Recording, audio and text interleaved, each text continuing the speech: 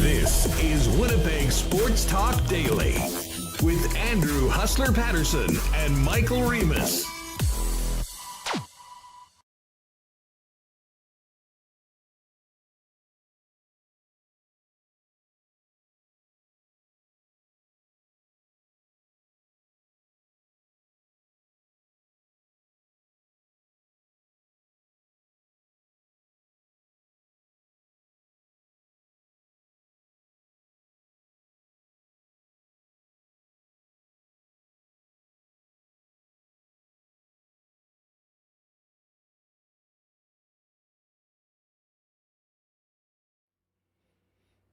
Hey, what's going on, everyone, and welcome to a Wednesday afternoon edition of Winnipeg Sports Talk Daily. Andrew Paterson, Michael Remis with you, and we've got a lot to talk about today. What an amazing night we had at the ballpark last night with 80-plus of our closest friends from the WST chat and podcast family. Thanks to everyone that came out last night. Had a great time. We'll get to that in a minute. We did see an incredible pitchers duel. Goldeyes lost 1-0 on the best pitched independent game I have ever seen. And also the fastest. You combine the brilliance of the two pitchers and the pitch clock, and that was a 1 hour, 54-minute game. I asked our pal Andrew Collier over at Goldeyes HQ if that was the fastest game in Goldeyes history.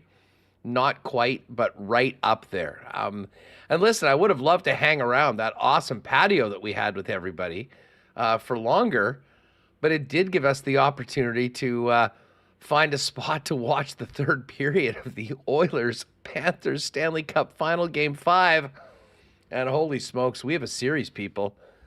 We are going back to Alberta for Game 6 on Friday night, and the series is very much on.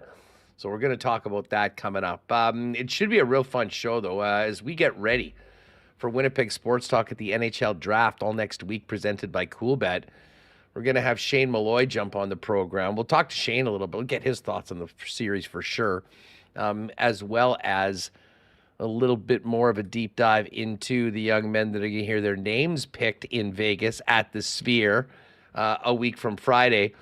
Murat is going to pop on the program after that. And then we will get the latest on the Winnipeg Blue Bombers from our pal Darrin Bauming of Bonfire Sports. And speaking of the Bombers in the Canadian Football League, the latest edition of CFL 110 with myself and Jeff Hamilton, presented by Garage Living Winnipeg, will drop immediately after Winnipeg Sports Talk today. So if you're with us on YouTube, hang around. We'll do a self-raid, if you will, and fire up the Week 3 CFL 110. If you're jumping on YouTube after we've done the show and watching afterwards, if you would be so kind, give CFL 110 a look. And if you're listening on podcast, make sure to go in wherever you get Winnipeg Sports Talk and your other favorite podcasts, type in CFL 110 and give us a sub there. Got some great stuff with Jeff coming up after the show a little bit later on today. Listen, just before we bring in Michael Remis, a big welcome to everyone listening on the podcast. It was great to have some of the folks that are just loyal podcast listeners join us yesterday, as well as so many of the usual suspects that are yucking it up right now in the Winnipeg Sports Talk chat. And, of course, we do want to thank our sponsors, of course, Garage Living Winnipeg and Pat Kanuga at 999-1234 for their support of CFL 110, as well as Coolbet Canada, Princess Auto, Rollies Transfer, Consolidated Supply and Manitoba Battery, Canadian Club, Wallace & Wallace, F Apparel, Little Brown Jug, the Next Door over at 116 Sherbrooke, and the Beer Can Royal Sports big Goldie event coming up this weekend. I'll tell you about that a little bit later on in the program. Of course, Boston Pizza, the Winnipeg Goldeyes, Aikens Lake, Assiniboia Downs, Breezy Bend Country Club, and we'll get to a why not question of the day for Not Autocorp over at Waverly and McGillivray. Michael Remis, long time, no time. What a great, listen, the weather held off for us for the most part. We got a little bit of rain in the 8th inning very briefly. But other than that, it was just an absolute blast hooking up, as always, with our friends and supporters of Winnipeg Sports Talk. And heck of a great baseball game that was real tight and very quick. And then a wild third period to advance the Stanley Cup final to a Game 6. How are you? Yeah, I'm feeling good. I am on a bit of a high from last night. That patio location in left field, the upper patio, it was incredible. I mean, we had our own bartender. I was like looking around, like didn't really want to wait in line anywhere for a drink, but we had our own bartender there, a lot of tables to sit at, and that was the fastest baseball game I've ever seen. I can't believe the Goldeyes lost. Well, the pitcher, he had a perfect game into the 7th and only allowed 2 hits, and they lost. Incredible. And I got some great pictures. I'm just about to bring them up. Shout out to Al Broderick, who sent them over. I took some of my own as I try to bring them up here. But that was so fun, and I rushed home so I could see the Panthers come back and Paul Maurice raise the Stanley Cup over his head. But instead, we got a Game 6, headed back to Edmonton. Yeah, you're on a bit of a high. I see Tikona Pauly in chat. I'm always on a bit of a high. LOL. Yes. I see Bruce and Tristan, Mary Jane. I mean, listen, it was just awesome. And yes, that patio area, here's a little plug for our friends at the Goldeyes. I mean, we had the upper patio, which holds 90. There was the lower one below us, which holds 110. I think the Johnston group was in there. Shout out to the Johnston group, nice supporters of Kenny and Rennie. And what a great spot to host your group. I mean, everyone in the one area. They've got the bar style tables and chairs, the private bar. They had done such a great job with that area that was usually mostly empty seats in Section A. Now completely changing things out in left field. So the spot we had was great, and a lot of people hung up out up at the just above us in Craft Beer Corner. Here are the pictures. Yeah, you can see that that's the patio. So that's the area we were in, sort of in and around the back. And there's our pal Weeb's World, Kenny. Thanks to Ken for jumping on and joining us. Of course, Mike McIntyre as well, who I think is now going to be on his way, as he mentioned yesterday, to Edmonton for the Cup final. There's Waiters and Bridget, Tyson, Wayne Bretsky, T. Conopoli holding court in the back, and more of our friends. Oh, Winnipeg Gabriel Vivaldi there.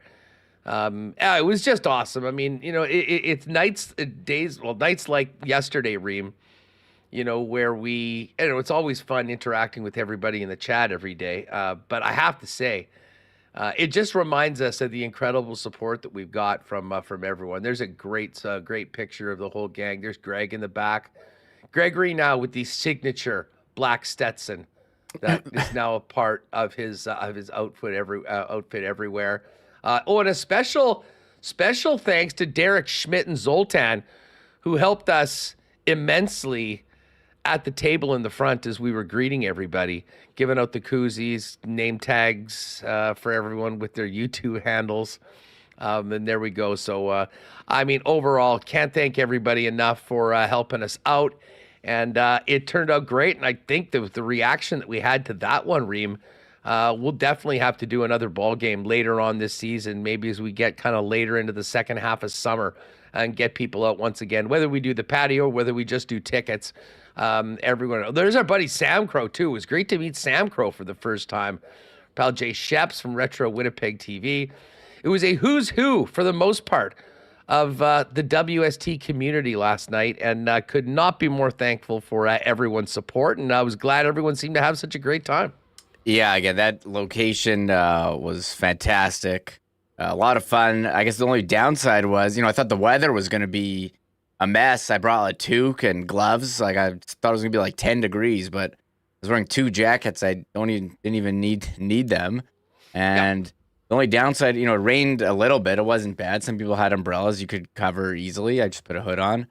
But the downside was the game was too fast. Who's ever said that about a baseball game? We had to kick us out of there. Everyone was just talking at the end near Craft Beer Corner. So what a great time, great event. Shout out to the Goldeyes making it so easy for us to go, and Coolbet providing the koozies for everyone. Well done. So that was super fun. Yeah, the koozies were a hit. Everyone liked them. We'll and by the way, coming up for the games, there you go. Coolbet on one side, WST on the other. We'll fill you in on Friday, but I think moving forward, I'm going to bring a bunch. I know Connor goes to the games a lot. Remis, when he goes to a game, we'll get some. And if you see us at the game, we'll have a koozie for you while supplies last. But we got a bunch, and they're be made to give out. So we'll do those at Bomber games as well, and obviously for any of our future events. So once again, thanks to Andrew, Will Sutton in the ballpark, Marbles champion Will Sutton from a couple weeks ago, who runs the box office. Everything was seamless. What did you eat last night? You had the barbecue bowl?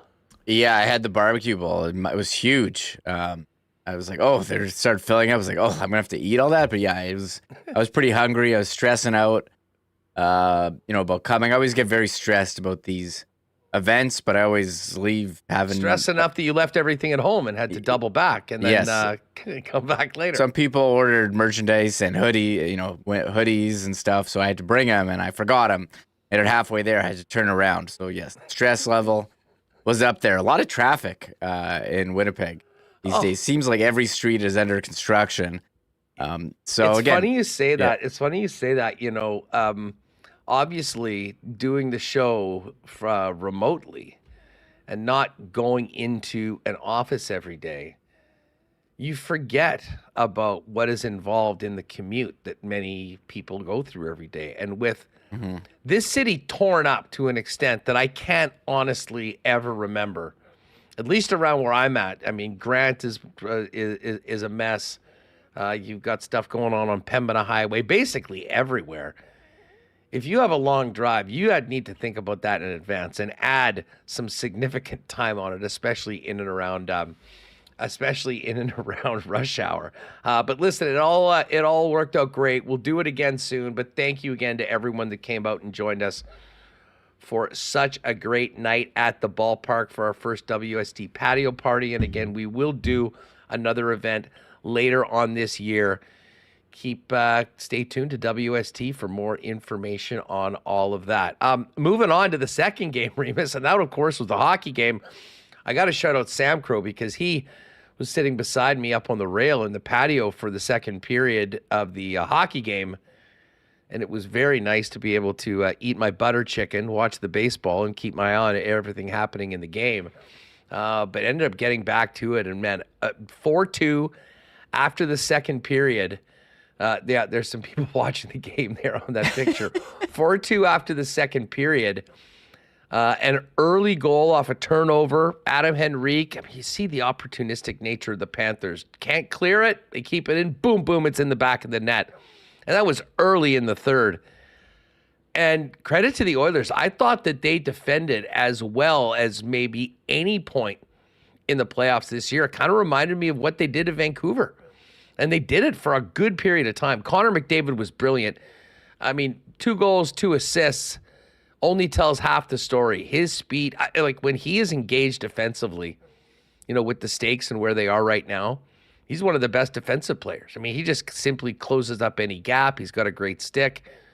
And Stuart Skinner made not spectacular saves, but some big saves when they needed it.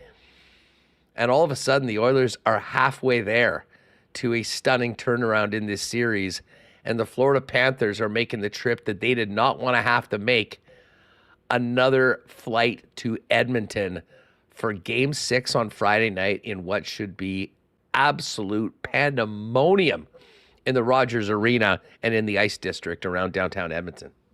Yeah, the Oilers really set the tone with the shorthanded breakaway goal. Connor Brown backhands one Bobrovsky, and I think it had the Panthers on their heels. Not only get a shorthanded goal, the power play comes to life. 2 power play goals. Hyman and Corey Perry later after the dazzling play by McDavid to deke through 4 guys at once.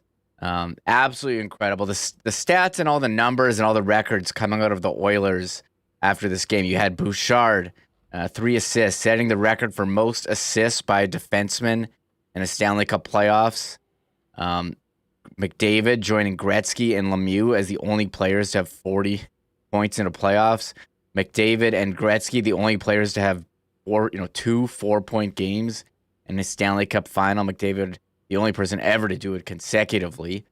All this talk about the Oilers and their great offense, I don't know why it took so long for everyone to get on this train, but I think even if Florida wins Game 6, McDavid's got to be the Conn Smythe. He's doing things that you've never seen. It's over. That's over. Like 50. Okay, so he's been on the ice for 53 of the 80 goals the Oilers have scored this postseason. He's got a point on 42 of them. That's just obscene numbers. He's 5 points away from Gretzky's record. Yeah, he's got 42 points. The record is 47 in the playoffs. I don't know how you don't give it to him, even if they don't win. He's been far and away the best player. And here, one more thing. But I got one more number. Bobrovsky, since the third period of Game 3, has 756 save percentage, 643 goals against. So I don't think you can give it to him. It's got to be McDavid at this point. Well, we talked about this yesterday on the Lock Shop, and I made the case that even at that point, McDavid was going to win the Conn Smythe. And I think just in the fact that Bob had gotten lit up, and I know Bob was great at the beginning of the series. If it was a sweep and McDavid did nothing, okay. But with what he did in Game 4, before Game 5 even happened, and the fact that he's already set an all-time record for assists in a postseason, I don't know how you go against him without any clear-cut number one guy on a pretty deep and balanced Panthers team. After putting up 4 last night, it is a fait accompli. I don't believe it's up. Those odds are still up at Coolbet, which is probably smart for them because I think this is a no-brainer. I did see just some things online that you're looking at -160, -170. That, to me, is free money. Connor McDavid's winning this Conn Smythe Trophy. I can't imagine a scenario where the voters do not vote McDavid, win or lose, as the Conn Smythe Trophy winner. But that's an aside. That's a great individual effort. This is about the two teams, and the Oilers have all the momentum coming back to Florida. Now, Paul Maurice famously said earlier in the playoffs that he doesn't believe in momentum. I kind of do, and the Oilers have it right now, and the Oilers are feeling good. And if you look at what the Oilers have done all season long after losing 3 in a row, they've gone on a heater of 4 games or more, and they're 2 down, 2 to go. This scene in Edmonton on Friday is going to be absolutely nuts, Remis, and I would not be surprised if next Tuesday we are frantically getting ready to get on a plane after the show to head down to Vegas for the draft, talking about Game 7 of the Cup final in Florida next Monday. Oh my God, I can't believe it. Like, it's down 3-0. I think morale was pretty low. You're like, just win 1 and then you'll see. But now that it's 3-2, you're coming home for a Game 6. It's no different than if the series, we said, we wish going to last night's game the series was tied 2-2 instead of being 3-1. But it's basically you were 2-2 and say Florida won the 5th game. So Edmonton's in an amazing spot. I enjoyed the post game there on Edmonton Sports Talk with Tom Gazzola. The fans there fired up. We're going to see some great scenes on the Friday. Good thing it's on the weekend there in Edmonton. I can't imagine what it's going to be like Saturday if they win. This is exciting. And look, we want to see great players do great things. I think that's why the series has so much intrigue. Of course, whole Canada hasn't won in 30 years. But, you're seeing Connor McDavid elevate his game to a level and elevate the team to a level that you haven't seen in years, and just so many like records that you didn't think would ever, get broken that were held by Wayne Gretzky. Connor McDavid is erasing them. It's crazy. It's crazy to watch, and again, highlight reel goal after highlight reel goal, seemingly every game now. How about the play that he made to set up Corey Perry for his goal? Yeah, that's insane. There's only one guy on planet Earth that can do that, and it's 97. And as he does more and more of this on the stage, the legend of McDavid grows. But I will say this. I mean, and obviously there's still a lot of work for Edmonton to do just to even force a Game 7. But Remis, if he is somehow able to author this comeback and the Oilers win the Stanley Cup and McDavid gets his ring and his Conn Smythe trophy in record-breaking fashion, and they do it with a comeback of 3-0, it will honestly be one of the most legendary playoff runs by a player and a team in NHL history. And I got to tell you, I mean, this is a guy that actually really does deserve it. He's been so good, and he's dealt with a lot of crap in Edmonton for a long time on some teams where he wasn't surrounded. And I think you can make an argument that they could still be built better. But when you got 97 out on the ice doing what he's doing, you got a chance to win each and every night, and they'll look to try and do it 2 more times. What do you think it was like in the Florida coaches' room after last night's game? I don't know. We saw the shot of Bill Zito, the GM, throwing his water bottle against a wall. Sure was like that, but maybe because it's in closed doors, like times 10. I don't know. There was a couple shots there of that game. You see, then they showed A-Rod like FaceTiming someone on his phone during the game. Yeah. He was there. And then, but yeah, Bill Zito. I think that's just sums it up for the Panthers. Like, you had a chance. You had him on the ropes. And Connor McDavid is showing why he's the best player in the league, and he's brought them back in and brought them back to Edmonton. So I can't imagine you're feeling very good. Maybe it's good for them. They have, a couple days off here to cool down. Like, they're still in position. Just need one win, and you win the Stanley Cup. You do have 2 chances of it, but you don't want to get to a Game 7. You want to take care of business if you're Florida, because you never know what can happen in one game. And I think they just got to, figure out how to stop. He's just on one of those runs. Like, they were basically last, and we all laughed at them. They went on this historic winning streak in the regular season, and seemingly in the middle of something like that now, where you've put up, he's got 4 points in back-to-back games. Incredible. Well, it's funny, and just following the odds, just to put into perspective where the Oilers were, they opened up the season as a Stanley Cup favorite. By the end of October, they had dropped down from about 5 or 6 to 1 to about 10 to 1. And after that infamous loss to the San Jose Sharks, which inevitably cost Jay Woodcroft his job, I know there was a few lock shoppers that got the Oilers in at around 25 to 1 to win the Cup. That number wasn't there very long. They completely turned it around and, entered the playoffs right there with Florida and Colorado as, in the mix for being the favorite. Right now, though, plus 275 to get the 2 more wins and write history. Game 6 is in Edmonton on Friday night. And the one brutal thing for us, Remis, and everyone probably here in Winnipeg and the Winnipeg Sports Talk chat, is that game's going to be at the same time as a huge game in the CFL between the Bombers and Lions. And I have a feeling that much like we were paying close attention on the phones at the ball game last night, be the exact same thing for a lot of Bomber fans on Friday night, trying to see what's happening in the hockey game as well as what's happening at Princess Auto Stadium on the field. Yeah, I don't know what I'm going to do at the game house. I guess I don't know if I'll watch it on my phone. I'll probably tune in to the end, but it is a big game for the Bombers. They're 0-2. They had a close practice today, and we came out with our WST power rankings, and I was very conflicted on where to put the Bombers because I don't think it's the standings. I think it's power rankings. So I still they're they're 0-2, but they are favored at home against BC, who's 1-1. But you don't want to go 0-3. They want to turn things around here a little bit. I think they showed a bit against Ottawa when you lost on the final drive. That game one, they did not look good. So we'll see which Bombers team shows up here on Friday. Yeah, we'll check in with the Bombers a little later on with Darrin Bauming. We've got some baseball tonight. The basketball's over. We got to wait till Friday for hockey.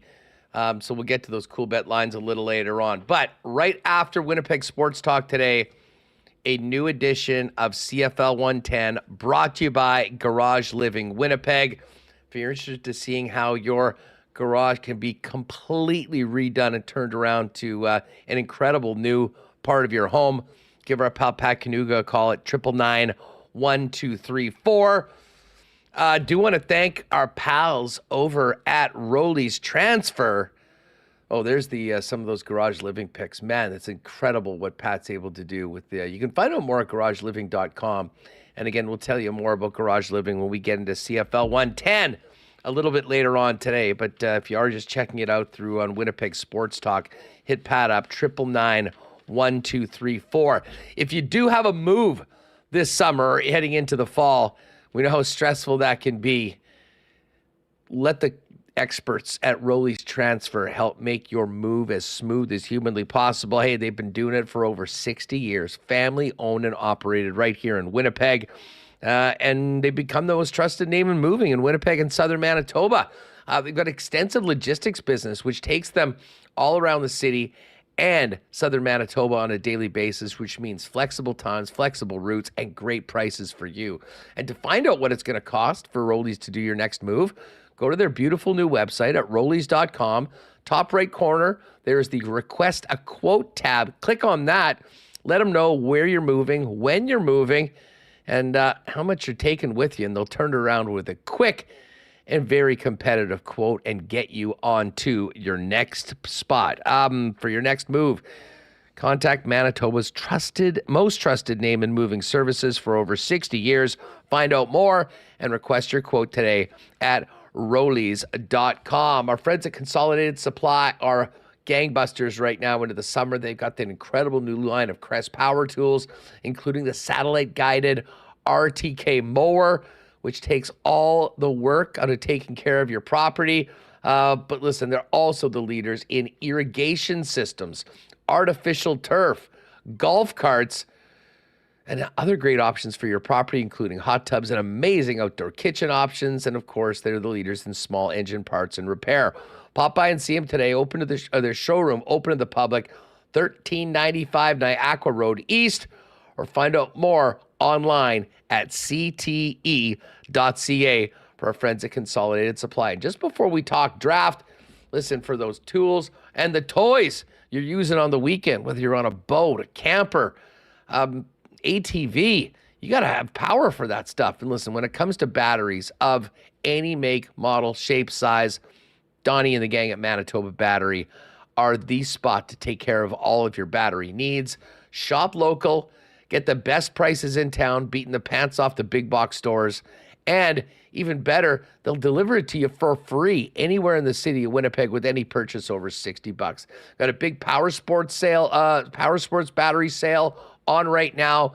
You can find out more in-store, Logan Avenue, and the new location on Dover Court. Give them a call or order online and find out more today on everything they've got going on at ManitobaBattery.com. All right, a week today, it's wheels up to Vegas for the NHL draft.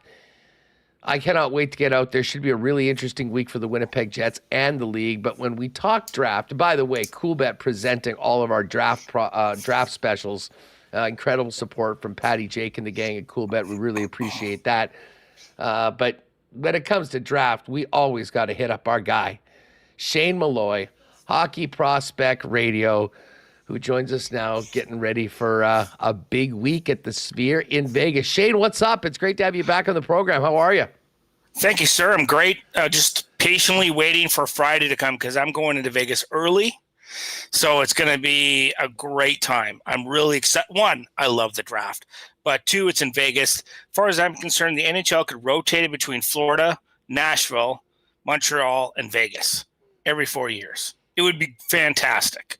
So it's an interesting crop of players this year. It's going to be not only fun for everybody, but I think there's some opportunities for Winnipeg. Even though I know they're only picking at 37, I think the draft is a little bit deeper than some people realize.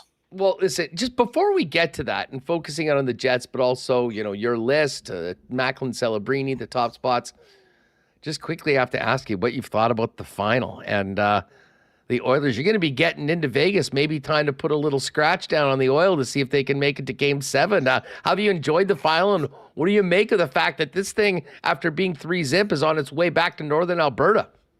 It's great. I was really, as much as I know some people that work for the Florida Panthers. I know people that work for the Edmonton Oilers. As much as it's great for one organization to win, I want to see, for my own selfish reasons, and all the other fans, we want to see it drawn out.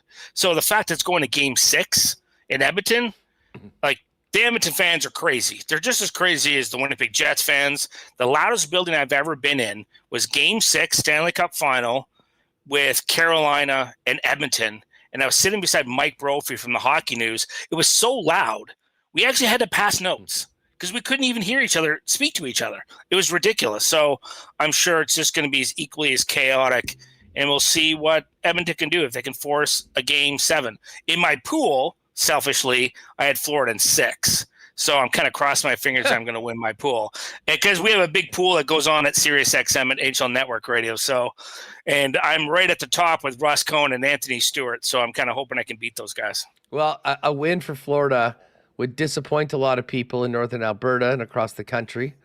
But it would help you. So, it's a 50-50. Yeah. And hopefully you'll be there in Vegas by the time to check it out on Friday. Let's get to this draft class, 2024. Of course, all year long, you work towards putting together your final list.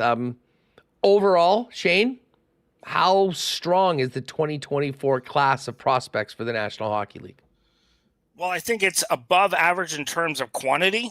Yeah, the historical average is about 58 players will play 200 games or more. So I'm looking at 60. So it's a little bit above that, but it's a heavy defensive draft. It's a draft that is more big north-south wingers. And the other factor is there's a lot of two-way centers. And there's some obscure goaltenders that haven't got seen a lot because most of them the best ones are Russian.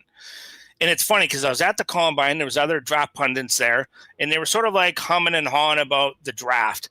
And I said, I love this draft class. And they're looking at me kind of sideways and strange. Why? I said, this is a Shane kind of draft. These are all playoff types of players.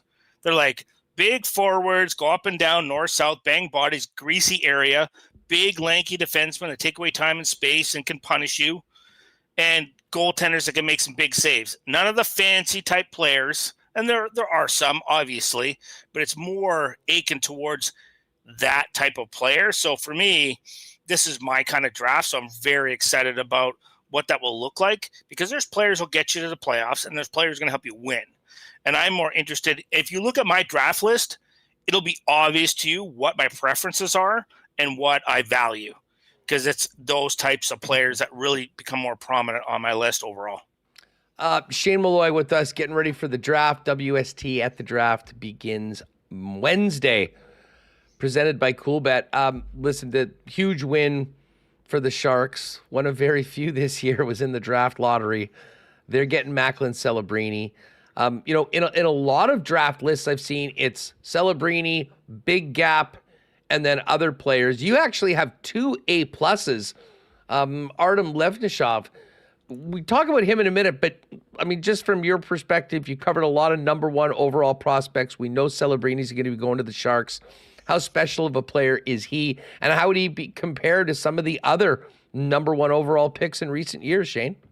I think the distinction between him, he's closer to, I'd say, Nico Hischier, a combination of him and probably Jonathan Toews. And the reason being is because of their defensive prowess.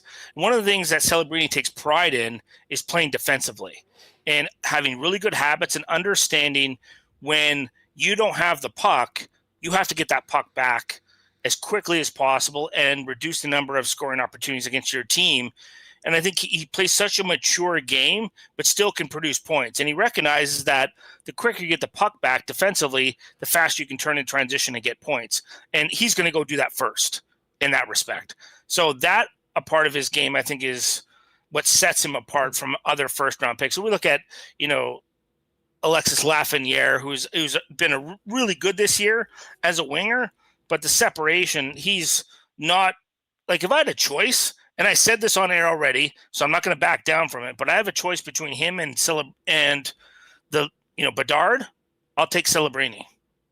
I will take Celebrini. Wow. Yeah, I'll take the two-way forward over more of the flash. As much as I appreciate and you can admire what Bedard does offensively, there's a part of Celebrini's game. Look, this is a kid who went into college. He played in Hockey East. So he played against 21, 22, 23-year-old players. He didn't play against 17, 18, 19-year-old players in the dub. He played against older, bigger, faster players. Maybe not necessarily always as skilled, but a harder level of competition, and he still put up that point production. That says something about his game, but defensively, I just appreciate his attention to detail. So I'm sure I'll get some barbs thrown at me from the people in Regina. That's okay. It's okay. I'll take it, but it's just my preference of player. Well, and is Celebrini at all comparable to a Barkov?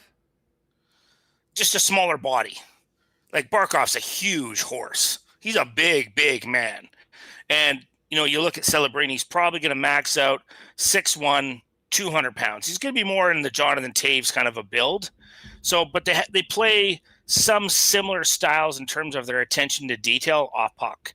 Because if you think about how often you don't have the puck, I would say even if you're an elite player and you play 20 minutes a game, 95% of the time you don't have the puck in your stick, if not 96. So what are you doing that other 96% of the time to help your team win? So I'm going to take the player that's a little bit more two-way and defensive oriented, because I just look at it. Look, Bedard's going to be fantastic, and he's going to be dynamic. He's going to produce a ton of points. But at the end of the day, I kind of lean towards those types of players because I think they help you win in the playoffs. Not saying Bedard won't, but he's just a more well-rounded player in that respect, and he's going to give up a little bit more offense to play better defense. Well, it's certainly high praise for Macklin Celebrini.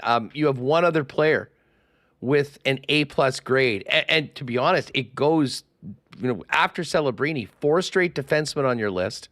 Yes. And interestingly, 3 of the top 4 picks on your list from the NCAA, and the other are Russian. But tell us about Levshinov, who's playing at Michigan State, and why he has maybe a leg up on your list than the other top defense prospects that a lot of teams are salivating over.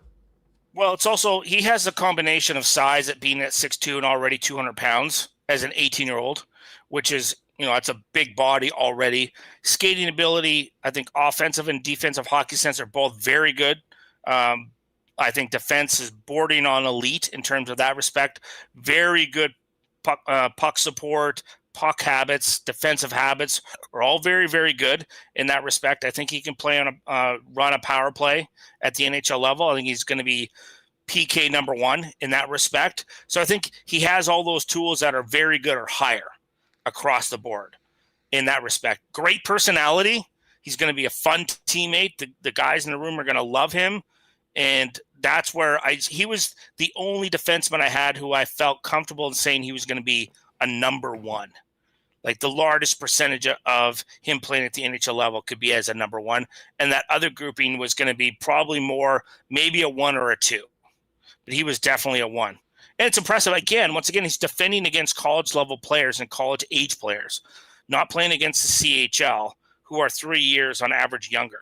And that's a significant difference when you're a freshman defenseman defending against 21, 22, and 23-year-old forwards. Shane, that next group, 3 is Anton Silya from Torpedo in Russia.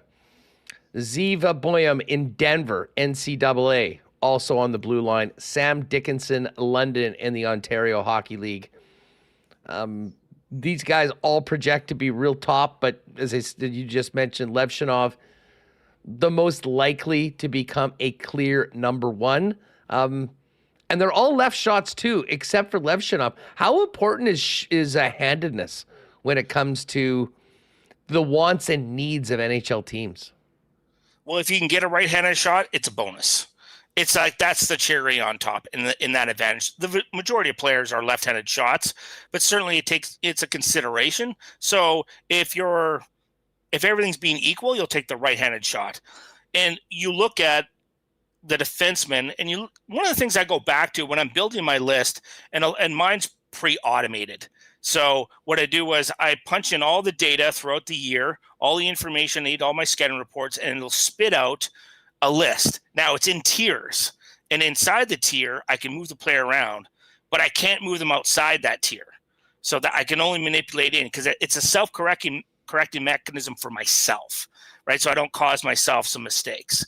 So which is why all these defensemen are rated a little bit higher. It's also based on preferences. So I went back and looked at the trade deadline. I looked at free agency. I looked at the playoffs. What do GMs and coaches covet the most?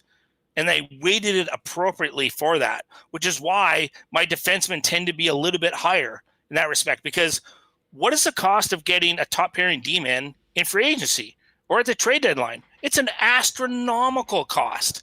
So if you can get one in the draft, go do it. It's so much easier to go get a first or second line winger in a trade or free agency than it is to get a top pairing D. So if he's available, I'm pushing the forwards down, which is why that's reflecting upon my list. It took me a while to sort of completely alter some of my preferences. I just didn't weight them heavy enough, which is why I went that way. And I'm okay with that. And I've had some people ask me questions of why. And it's just my players on my list are more playoff oriented style. And I lean defense more than anything, unless that player really shows me that they deserve to be above that. So if you're a first line elite centerman, then you'll have a preference over a number two center. But if not, I'll take the number two defenseman every time. Shane, after that group of four defense, there's Lindstrom and Medicine Hat and another Russian, Ivan Demidov, who's actually, maybe you can get into him a little bit more, a very intriguing prospect that seems to have a lot of people are talking about it. But just the fact that there are a number of Russians near the top, I wanted to ask you, where are things at with scouting the Russians? And we knew how challenging it was at the beginning of the pandemic and then the Ukraine war. Has that changed at all right now, or is there still maybe a little bit more mystery when it comes to the Russian prospects than anybody with a different passport? Well, it's problematic. If you have a scout inside Russia, that's an advantage. If you don't, you're doing everything by video. Thankfully, David Milstein, one of the prominent Russian agents, did a camp just recently in Florida and brought a lot of his clients in that are all Russian prospects for them to get an opportunity for teams to see them. It is only a camp. It's only at the end of summer. So you have to take that with a grain of salt, but it's still an opportunity to view them. And I think the advantage for a guy like Ivan Demidov is that teams get to see him personally, get a chance to talk to him. He's a little bit bigger than expected. So those aspects matter. You want to be able to get as much information on him as you possibly can. I had to scout him all by video this year. It was really unfortunate that they weren't allowed to play in the U18s or U20s, and we understand why from a geopolitical standpoint. But he is uber talented in terms of elite hockey sense. He's a primary playmaker. He's an elusive and deceptive skater. He creates time and space. I'm not particularly fond of comparables, but his playing style is similar to Panarin in how he operates on the ice. So I think, in that respect, which is why, other people may have him higher, but I preference defense. I preference centermen ahead of forwards, especially on the wing, that are a little bit more dynamic in that respect. I tend to go a little bit more conservative, but I had him at number 7. But I mean, honestly, and this is one of the things that I've noticed through the history, this is my 25th draft I've covered. And the separation between 3 or 4 spots or 5 spots in a draft is irrelevant. It honestly doesn't matter. So if somebody has somebody at 7 and another person has that player at 12, it's irrelevant. It doesn't really matter. If it's 15 spots, okay, in the first round, that's significant. Or if it's 20 spots from like the end of the first into the second, maybe like into the late second, 30 spots, okay, that's significant. But 5 or 6 or 7 spots in the first round, I wouldn't worry about that. I know people kind of quibble over it, but it's really not. Over time, you look at the historical average, it doesn't make much of a difference. Shane, as it pertains to the list, I mean, you've got 2 A+ grades, you've got 5 A's, 6 A minuses, or actually even, 2 big groups of A minus. But big picture, I mean, when you look at this first round, and actually let's go into the second round because it pertains to where the Jets are picking with that Montreal pick early in the second round. How would you categorize the tiers of talent in this draft, starting with Celebrini? Where is that next break?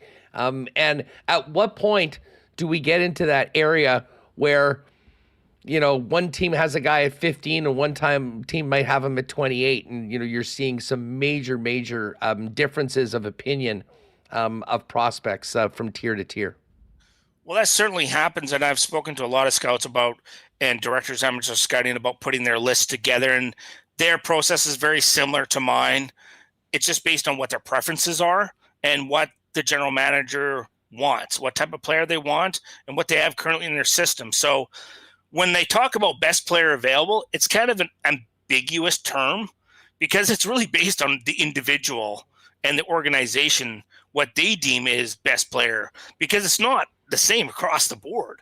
So it's when they say that, I sort of chuckle a little bit. But from my list, obviously there's the grouping, the 2 guys up front. And then we have a grouping of 5 from 3 to 7. And I have another grouping of A- players from 8 to 13. Another grouping of A- players from 14 to 20. And A- players are second line players or number 3 defensemen. So once I hit the 20 mark, now I'm getting into number 4 defensemen and third line forwards. And that B+ goes into multiple groups. So I have like 3 groupings of B+ players from 21 all the way to 43. And when I was talking to a couple of NHL guys, he's like, we have similar groupings in that respect, and you could manipulate those groupings, and you could have a guy who you had at 40 at 30, and I'd go, okay, that's fine. Like, because you could shrug your shoulders and you can make an argument for that, because in this draft class, there's a lot of guys who I would consider third-line forwards, and that's a third-line forward in the NHL, the best league in the world, and a number 4 defenseman. And I tend to give a little bit more preference, obviously, to the number 4 defenseman because they're harder to come by in that respect. So that's how the groupings kind of will work on my list, and most NHL teams as well. You've got great contacts throughout the league with scouting staffs, but I know I've spoken with folks from the Jets organization on many occasions. Let me ask you about the Jets picking 6th in the second round. You kind of laid out that group of players that goes from the 20s into the 40s. That's right in and around where Winnipeg would be. What kind of a player do you think will be available? And do you have any leanings on, if you're doing a mock that went into the start of the second round and you were looking at players that Winnipeg may be targeting, is there any player or players that you'll be paying close attention to or maybe linking to the Winnipeg Jets before we hear who's picked? Well, the advantage for me is that the Winnipeg group, the scouting staff's been together for a long time. So when you spread out and you take a look at the totality of what they've done, they leave breadcrumbs in terms of the style of players and the types of players they like. So if I'm looking at my list in that area, players that they would like, Ben Danford from the Oshawa Generals, defenseman, right-handed shot. He's a player that I could see the Winnipeg Jets be interested in. He's not flashy, but he's a really smart, defensive defenseman as a number 4 that can insulate a more offensively minded defenseman. Think about it in terms of when you watch Marc-Edouard Vlasic play, and what does he do? He just takes away time and space. He has great gaps, excellent stick, smart defensive awareness, and just drives forwards bonkers because they can't do anything with him. And he's highly competitive, blocks shots, does all the things. He's sort of he's the linchpin of your defense core. So I think Ben Danford could be there. I would consider Tarek Parasak from Prince George. He was a rookie last year in the Western Hockey League, put up a moronic amount of points, over 100 points as a rookie. Now, he's not the fastest player in terms of foot speed, but he's elusive. He has good deception in his skating. I think he's a dual threat in terms of passing and scoring goals. And the other advantage, a high level of hockey sense, he kind of reminds me a little bit of Tyler Toffoli in that respect, in how he operates, but I think he may have a higher offensive upside. So, and I think he'll drop a little bit in the draft because some people will be concerned about his foot speed. But those two players kind of jump out to me in terms of if they fell in that range, I wouldn't be surprised that Winnipeg picked them there. Shane, everyone's having fun putting together their prospective Team Canada rosters for the Four Nations tournament next year and then the subsequent Olympics the following year.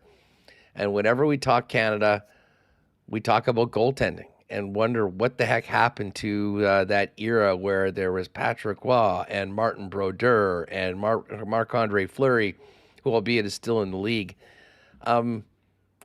What's happened to Canadian goalies over the past little while? And do you have any theories on why the top prospects year over year and the top players in the league don't have the Canadian passport anymore when it comes to the net? You know, it's a really interesting question. And it was a question that I had posed to a Russian goaltender at the Combine in terms of, because I just happened to notice that, you know, the Russians have been producing a lot of goaltenders. There's still some Finns, there's some Swedes. And it was really about, one of the things that jumped out to me is how they train goaltenders in terms of their skating base. And the Russian goaltenders tend to be the best skaters of all the goaltenders, whether in the NHL or in the KHL or internationally.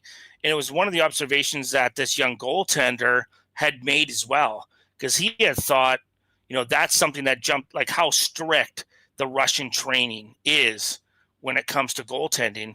And if you look at the Canadian goaltending, we're falling behind in that respect. I think the Russians are doing a much better job. So are the Finns, so are the Swedes, so are the Americans. So we're number 4. So I'm not sure what's happening. The goaltending factory in Quebec is completely dried up. We got occasionally some goaltenders coming out of the O and the Dub. And right now, if we're going to the Olympics, our best goaltender is Binnington from St. Louis. He's our number 1 goalie. Has to be. He's won a Stanley Cup, and he plays consistently throughout the year. I mean, I thought he played great this year for St. Louis. They didn't make the playoffs, but I thought he was their one shining light for them. So that's where we are in that respect. And I think our minor league system and Hockey Canada has to do some deep thinking about what we're doing with our goaltenders, because it's clearly not working. We're just not producing goaltenders like we did before. Like here's an example. One of our draft preview shows on show number 1, we did 4 draft preview shows. So buckle up for that. And we did 4 other 2-hour shows on 32 different profiles, but we did a whole hour on goaltenders. And Brad Allen, my co-host, is a goalie scout. I'm not a goalie scout, so I lean on him heavily. He didn't have any Canadians in his top 8. His first Canadian was number 9. He had Russian goaltenders, 1 Belarusian, a Swede, and a Finn. And the George was his number 9 goaltender. So what does that tell you? I mean, he's not always, like Brad's not always right, but he does a really good job of evaluating goaltenders. And it was the conversation I had with Mikhail Georgiev, who's a Russian goaltender playing in Omaha in the United States Hockey League. And we talked specifically at the Combine about skating base and how they move around the net and how that completely changes how effective a goaltender is, particularly in today's game, because it's so quick. So we're going to see, Andrew, because I don't know what the future holds for Canadian goaltenders, but our player development and Hockey Canada and our minor league system, we need to reevaluate what we're doing. I think we need another summit. Remember we had a summit 15 years ago? I think we need to have another summit just about goaltenders. Well, I'll host it. Not a problem. We'll put it at University of New Brunswick or any university that they want. I'll come in and host, and I'll simply ask questions and poke holes in arguments, but we got to figure out what we're doing. Let's do it proactively and not reactively, hopefully, because things go very poorly in the net for Canada when we do play some best on and best. everybody starts to panic. Exactly. Right? Exactly. And Let's recognize this now, which I think everyone has been when they're putting these teams together on paper. Well, I think it's going to be too late for these two tournaments, but it's certainly in the future. It's something we have to look at. Yes, we win at the World Juniors and U18s because we have so much high-end talent. So we're going to win, and then we get this illusion that everything's okay. But when you put it against everybody else and you spread it over time, things are not necessarily okay. So I think sometimes we get caught resting on our laurels, and sometimes we deserve a good smack in the head so we can wake ourselves up and go, what are we doing here? Because the other nations are hard charging. Like, how does Finland and Sweden compare? Like, how come they're beating us in goaltending? Finland has 6.5 million people. Like, Sweden has 10.5 million people. That's crazy. Finland has less people than the Greater Toronto area. How are they beating us in goaltending? Like, answer that question, because I don't know. I'd love an answer. If someone out there knows, anybody that's listening to the show, please send us a message, because I don't know.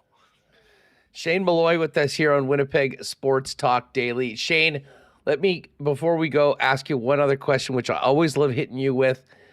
You have a unique way of looking at players, as do everyone scouts. They do it in their own way. We've got the list, but is there a guy or two that you consider your guys? Like a guy that maybe you're a lot higher on than maybe some of your contemporaries, and we should be paying attention as to where they go in the draft? I'd probably say the two guys that I have higher on my list probably than others would be Adam Juracek, a Czech defenseman who was injured a lot of the year, which is unfortunate. His brother was drafted really high in 6th overall by Columbus. And then I would say probably Jet Luchenko from Guelph, the Ontario Hockey League. So remember the scene in Rocky 2 when Mick is yelling at Rocky, what we need is speed, greasy, fast speed? That's Luchenko.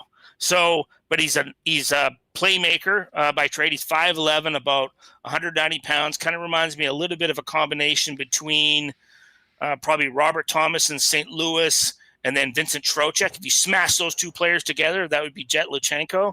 And he plays really responsible defense as well. So I think I have those players probably a little bit higher than others. Maybe Silyev, but I know most people have him in their top 10, but I have him at 3. So I like those unicorn defensemen. If I can get one, I'm going to draft one. Shane, thanks so much for the time. Hopefully we can catch up in person like we normally do at the draft. Course. We'll look forward to doing that. Just quickly, for people, we're going over the list, fill people in on Hockey Prospect Radio. And for anyone that wants a crash course before Vegas next week, where they can get the content and consume it all to make them the smartest one of their friends before we get to the first pick. Well, hopefully, if you have a subscription to SiriusXM on SiriusXM on the app, we already have it uploaded. We have 4 shows, 4 2-hour shows, 32 players that we kind of get into really heavily. They're about 10-minute segments each. And then we have 4 draft preview shows, 2 hours each. So altogether, we have 16 hours of draft preview sitting there on deck for you to listen to. And it's going to get replayed all throughout the next 10 days as well. And if you want to go through my list as well, it's on hockeyprospectradio.com. Just click on the link and you'll find it there. And I have some explanations. If you have any questions, you can hit me up at HP Radio on Twitter or at Shane Malloy on Twitter. I'm happy to answer your questions. DM me. And I will try to do my best to answer your questions the best I can. Shane, we'll see you in Vegas next week. Thanks so much for doing this. It's going to be great. We're going to have a good time. We'll see you there. There's Shane Malloy. Take care. At Shane Malloy on Twitter. And again, Hockey Prospect Radio on Sirius XM NHL Radio. All right. I think we may need the breaking news sounder here in just a moment. We're going to get to that. Some very interesting news, which is going to maybe stop some of you in your tracks. Murat coming up as well. Just before we get to that, I do want to thank our friends at Princess Auto for their great support of Winnipeg Sports Talk. Of course, Princess Auto Stadium is going to be rocking Friday night, Bombers-Lions. And before the game, don't forget that Princess Auto tailgate party outside the stadium. Inflatables for the kids, entertainment, $3.50 poppin' hot dogs, $5 beers. It is always the place to be beforehand. And then, of course, we get into the stadium for the game. And don't forget, we got a date for the stadium on July 1st, Canada Day. Canada Day celebrations are back. Princess Auto and the Winnipeg Blue Bombers welcome everybody down to Princess Auto Stadium for the big event, including entertainment and activities all day. Grandstand stage starting at 3 p.m.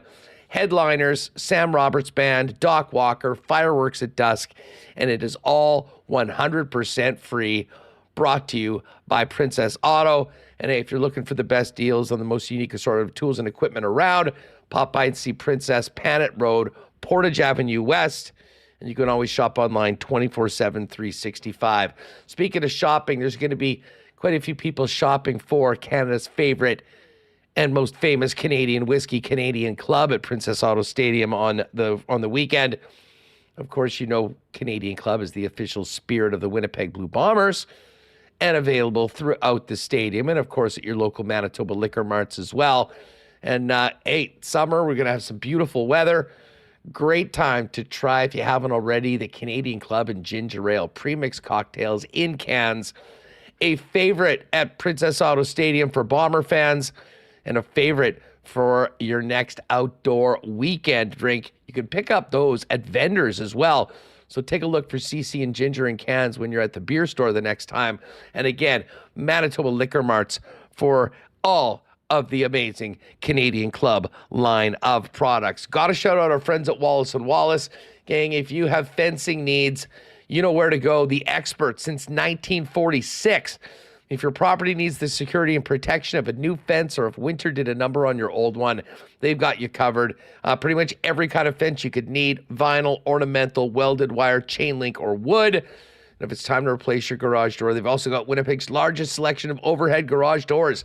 Give them a call at 452-2700. Wallace & Wallace will arrange a time to come out and give you a free estimate. You can also visit them at wallacefences.com or pop down to their showroom off of Kenniston on Lawson Crescent. And hey, guys, if you have been looking into your closet, realizing you've got trips, weddings, and whatnot, you need to up your menswear game, get down to F Apparel. Custom suits beginning at $400, along with chinos, golf pants, custom shirts, both tucked and untucked styles, and an incredible selection of menswear accessories.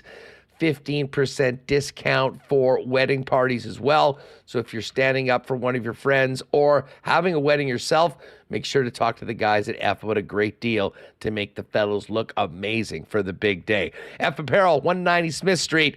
Make an appointment, find out more, or for a fitting at F, that's EPHapparel.com. All right, Murat is just about to join us. Remo, as we were finishing up with Shane Malloy and getting her to welcome in a report that literally almost knocked me off my chair when you threw it in. Fill us in on what Elliotte Friedman is reporting right now involving a certain former member of the Winnipeg Jets and the guy that presented us with 2 years of drama-related content. Breaking. We've got breaking news.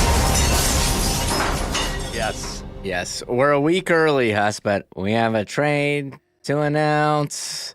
And it started off in chat, Elliotte Friedman 5 minutes ago, saying, not sure what's out there, still on a plane, but hearing Pierre-Luc Dubois is being traded to Washington.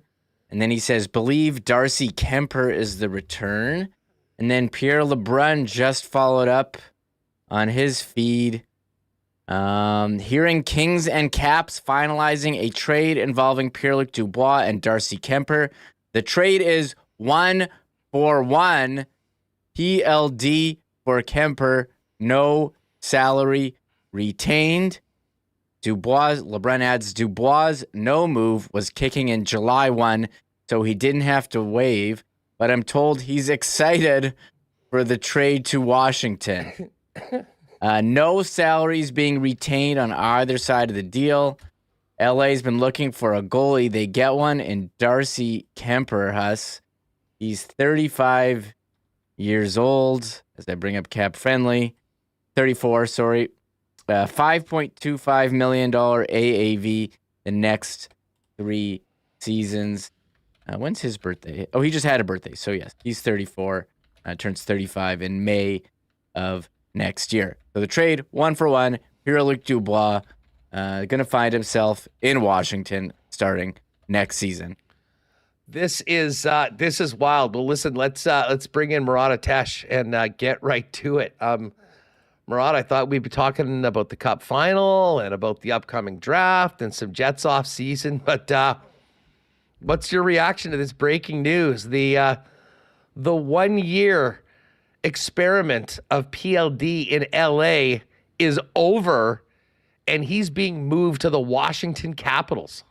I mean, it's an enormous trade. My goodness. And if you're a Jets fan, I can see it in the chat. Jets fans are just delighted by this. They're looking at Gabriel Velarde's season. They're looking at Iafallo and Kupari in the pick, and they're thinking to themselves, LA had to do what? Like, I think that Winnipeg Jets fans will remember this day with a certain amount of joy. I think that my perspective on this is that we have to remember what wild stakes LA was in right now, because PLD was going to hit that full no move starting on July 1st. Their contract that they signed him to, buyout might have worked now, but is essentially buyout proof from July 1st through the end of the contract with the no move and the 2/3 on such a big deal. So they needed to either decide that they were going to commit to the bet that they made on Dubois or get over him basically over the course of the next several days heading into July 1. And to think that they're taking a goalie who has had success, but who's getting a little up there and is seen as a little bit of an almost salary cap dump, like not the most effective money going the other way. That's a massive trade, and its outcome, the error bars are high. PLD could find it, sure. Kemper could have the season of his life, sure. But the opposites are both possible for both players, and that's also super compelling. You know, here's the crazy thing about Dubois and the buyout is that right now, with his age, he's 25, he's eligible for the 1/3 buyout. That changes when he becomes 26 years old. He turns 26 on the 24th. Now, 5 days. The Wow. buyout window doesn't open until I believe it's 48 hours after the Stanley Cup final concludes. If the Oilers push this series to a 7th game, which is very much on the table after last night, he'll be 26 by the time that buyout window opens, which means the 1/3 buyout is no longer there. Now, the Kings have said publicly, believe what you want, that is not an option for that's not an option for the Kings, and they weren't going to do that. But this is a way, I mean, let's face it. I mean, a buyout, you're just basically owning a mistake and picking it up. They found the fact that they traded him for Darcy Kemper makes me think that this still was very much on the table. They were looking for a way to almost get a mulligan on that trade. But they found a partner that, you know, with the trade of Kuznetsov is looking for a center that has talent, that has lots of potential.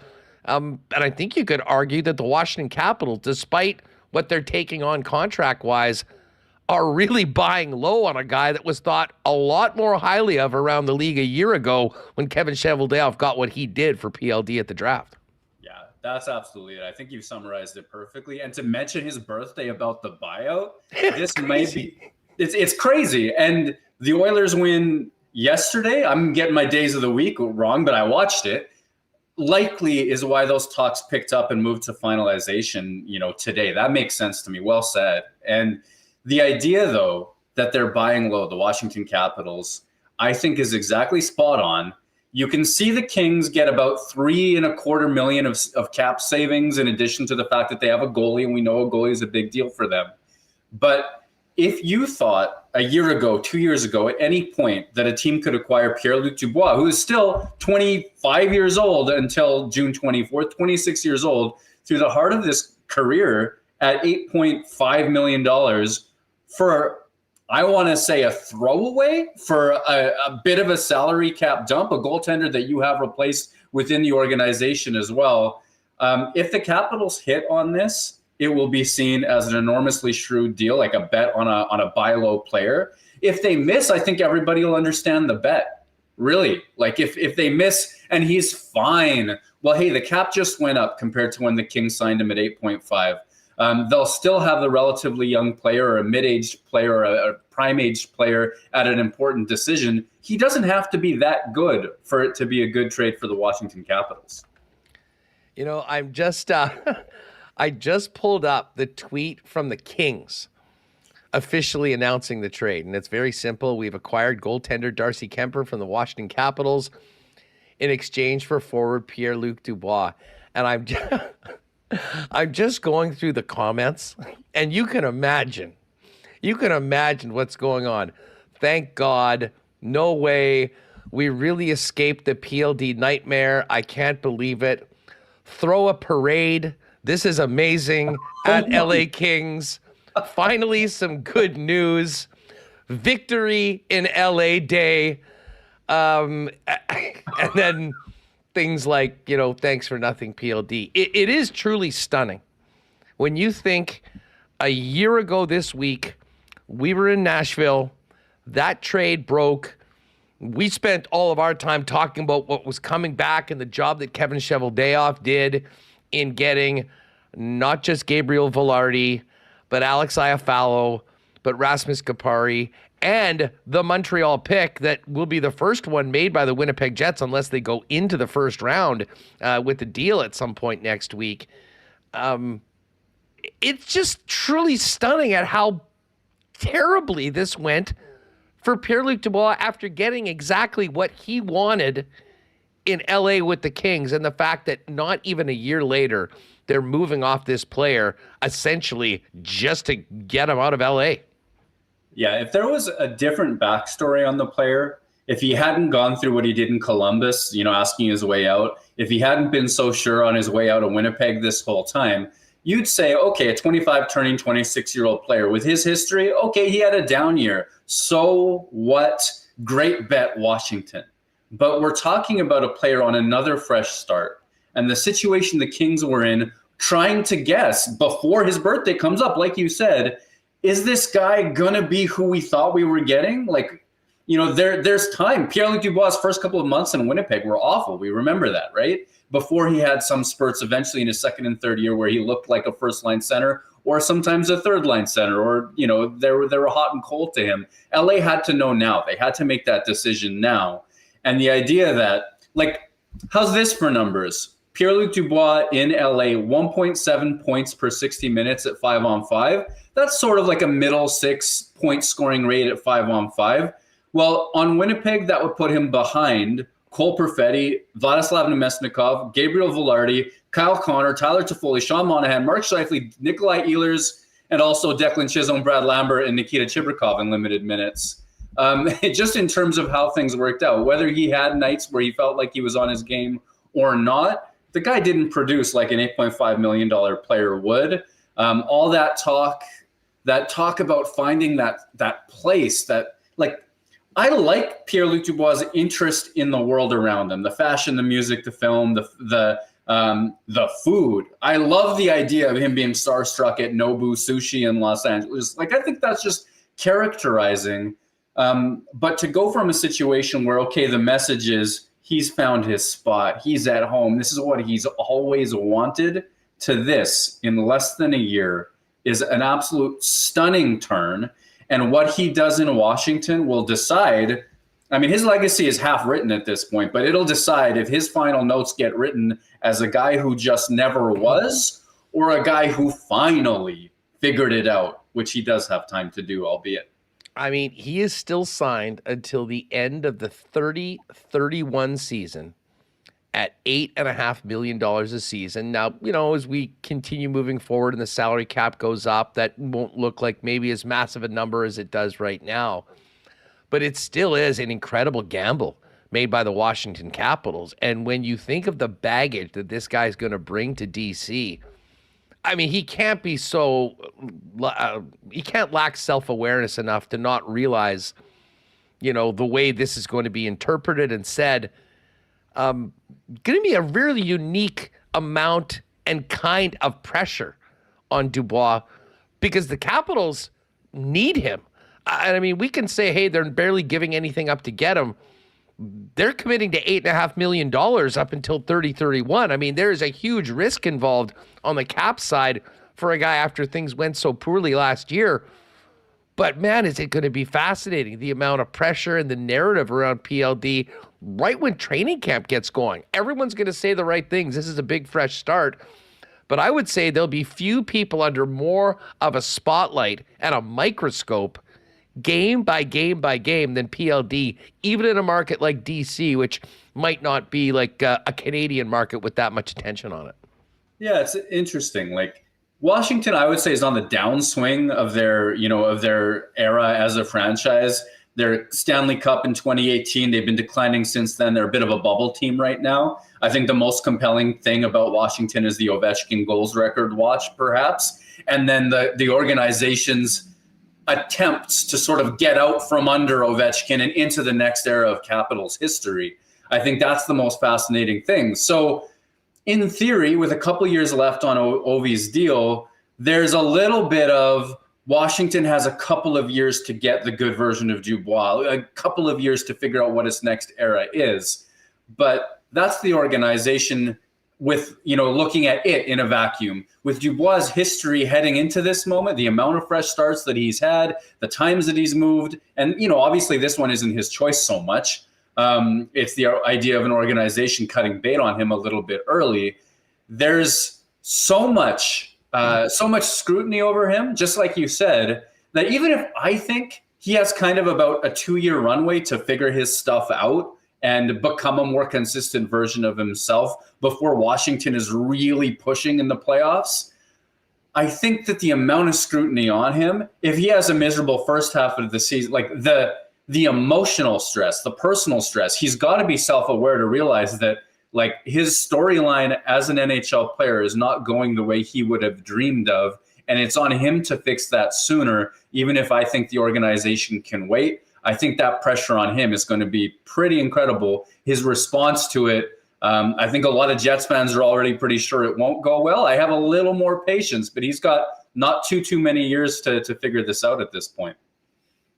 And listen, I mean, when it comes to covering the Caps, I mean, they certainly have daily beat writers and there's people that follow it. They've got, the Ovechkin story is going to keep them in the headlines. And who knows, maybe it'll be PLD playing with Ovi for a good portion of the game. They've got Dylan Strome. Looks like Nick Backstrom's sort of done. Kuznetsov's gone. The other way, though, this Darcy Kemper going to the Kings, like, I'm not sure how much they expect they can get out of him. And I think that they'll be like, anything is a bonus. I mean, this is essentially is taking all that cap money off. He's 5.25 for the next 3 years. Whether he makes it to the end of that contract, I guess we'll see. But the fact that the return was so low, the more I think about this, I think we're onto something here, that the buyout was very much in the cards. And this was the way they could make sure that they weren't up against it and all of a sudden dealing with a very different scenario if the Oilers push the Cup final to 7 games. I mean, what a stunning deal today in the National Hockey League. And just back to the noise around PLD, as I was mentioning, like, I don't think that there will be as much from the local media right off the bat, but he is not going to get the new market honeymoon from the national writers. Much like we in Winnipeg were paying very close attention to what was happening with him in LA, that exact same thing is going to be happening from that entire fan base to what's happening in DC. And he's sort of worn out. It's like a golfer. He's used his mulligans already, and it's time to get out and produce right out the gate. And he's going to be one of the most interesting players in the league to follow on a game-by-game basis right out of the gate next year, even on a team that isn't really considered a big-time playoff contender despite what they did this year. And it just adds at least one other story other than, is Ovi going to get his 42 goals?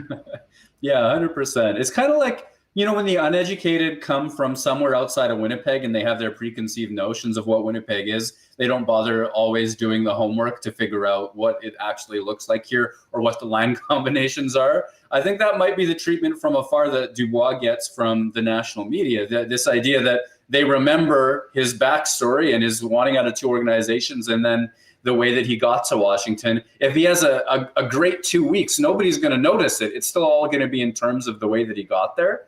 I want to give a shout out because I was going to bring this up and I saw Kevin Kowalik in the chat mentions LB, Laurent Brossoit. And I don't know that the Kings have interest in a guy like Brossoit. I think they should.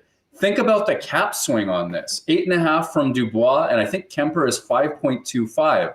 So if LA threw 3.25 at a goaltender like Brossoit, who can sort of take a tandem away from Kemper in their net, spending the same amount of cap and having a way higher percentage odds of a strong goaltending duo than they had a year ago, which has been an issue for them. There's a little bit to like about that all of a sudden from their perspective. I agree. Well, just while we're talking about LB, because we've also heard his name mentioned to the Toronto Maple Leafs, who have some interest in Brossoit. You thought at all about what his contract might look like when he signs a deal in early July? I would imagine there's going to be some significant interest in him. There certainly should be. We've all seen what he's done here in Winnipeg the last couple of years. But for a guy that's been playing on one-year deals, I would think that he's not only going to get a big, big boost, but I think there probably is going to be some term on the table if he wants it at the numbers that are given. Yeah, I think he's a player that could get a bit of a range, right? Like, if there's term, you might see the numbers come down. And if there's not, I mean, that's not really, dramatic insight for anybody. But I think that Brossoit uniquely, given the amount of short-term deals he had and the bet on himself year that he had in Winnipeg, term might be worth something to him. He might be willing to give up a larger cap hit or salary for that. And in terms of thinking about it, you know what I'd want to do, and I haven't done this to my fault, is sort out teams who are running tandems that they acquired knowing they were looking for a tandem. Sometimes it's an accident. They're paying a star and their younger guy outplays him and now they're in a 1A, 1B and they didn't plan it. But in some situations, teams go into the situation knowing that they're looking for a tandem. And what are the cap splits like that? Is it somewhere in between 2.5 and 4 million, depending on each goalie in that sort of situation? Anywhere in that range would be a raise for Brossoit. And I think that I could easily see him doing 2 or 3 years in the threes in terms of a contract, but that's all hot takes. And I haven't really done the breakdown I'd want to do to give him a proper guess. All I know is he's got a raise coming towards him and he's deserved it. And I think he's completely earned it. Murat with us from The Athletic here on Winnipeg Sports Talk. I had all these other things to talk to you about, and listen, how could we not talk about this for the first number of minutes here on your visit? Dubois traded to the Capitals, if you're just jumping in, 1-for-1 for Darcy Kemper. Let me just quickly ask you about the reaction to the Jets' addition to the coaching staff. What do you think of the Chenoweth and Payne hires? Yeah, for me, Chenoweth out of Toronto and Carolina before that was really interesting. I was just in the midst of a mailbag piece at The Athletic, and I mean, that's up right now. And one of the questions was, what can Winnipeg learn from elite PKs? And the example the reader gave was Edmonton and the streak they're on in the playoffs. And ever since Mark Stewart took over, what are the Oilers doing differently than Winnipeg did? And what does Winnipeg need to learn? And one of the things that you see very readily, if you watch a whole bunch of videos side by side like I did to write that up, is just the amount of pressure Edmonton puts on puck carriers without giving up its structure. And that's something Chenoweth out of Toronto has demonstrated before on PKs. Aggression is the name of the game. Pace is the name of the game. They'll play skilled players. You've seen Mitch Marner play on the PK. Other talented Maple Leafs have played PK, and it happened in Carolina too. It also led to a lot of shorthanded goals and the idea of a power kill, which I love. You're going to hear me say that a bunch of times if Winnipeg adopts it. So on the PK front, I think we're going to see an increased aggression onto puck carriers, less time and space. And whether it works or not is going to be about whether Winnipeg's forwards asked to do the job are fast enough to pressure the puck carrier. And then we've talked about pressure for so long. I think people forget, if you pressure a puck carrier and then that pass beats you, or the first step beats you, penalty kills get absolutely torn apart through the seams. What Edmonton is doing, what some of the elite PKs are doing, are managing to pressure and then retreat back to the middle of the ice, taking seams away. Winnipeg was bad on both fronts, so there's a lot of work to be done. I think it's a good hire, though. And if the Jets play with the right amount of pace, use the right players, and they're committed to their structure and their aggression, there's a lot to like about room for growth there.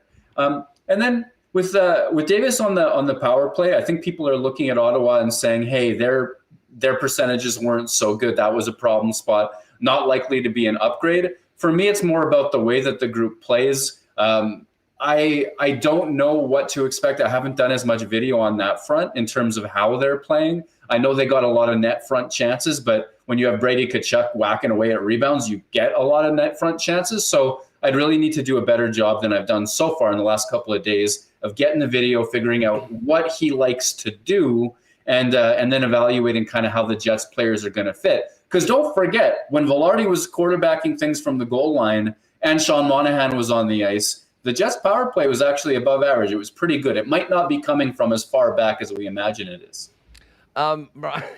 You can imagine the reaction to this trade keeps on rolling in, both in the chat to WST and on X. Mike C just tweeted in, the Capitals bought cap friendly, so no one can see the immense cap hit of PLD after the trade moving forward. Well done. We did talk about the relation to buyout options for the Kings and what the timing of everything sort of made based on PLBD's birthday, which was really interesting and unique. One of the topics that you hit in the mailbag is potential for a buyout here in Winnipeg. We certainly know the guys that are at the top of that list. Nate Schmidt, who was often in the press box last year, but I actually thought had a big bounce back year. And Neil Pionk, who had a nice start to the season, a really tough end of the season, a tough playoffs. Obviously, Pionk significantly younger than Nate Schmidt. If you can touch on your perspective on the likelihood of one, both, or neither of those players getting bought out by the Jets. Well, I'll say this. I don't think the Jets are going to buy Neil Pionk out. I don't see that as... Me too. And in terms of costs, in terms of savings, in terms of all of that sort of stuff, it's actually pretty similar, right? Like, it's not a drastically different buyout cost. It's not, Pionk's buyout would cost the Jets $2 million this season and next. That would save $4 million in space this year. It would cost that $2 million in space next year.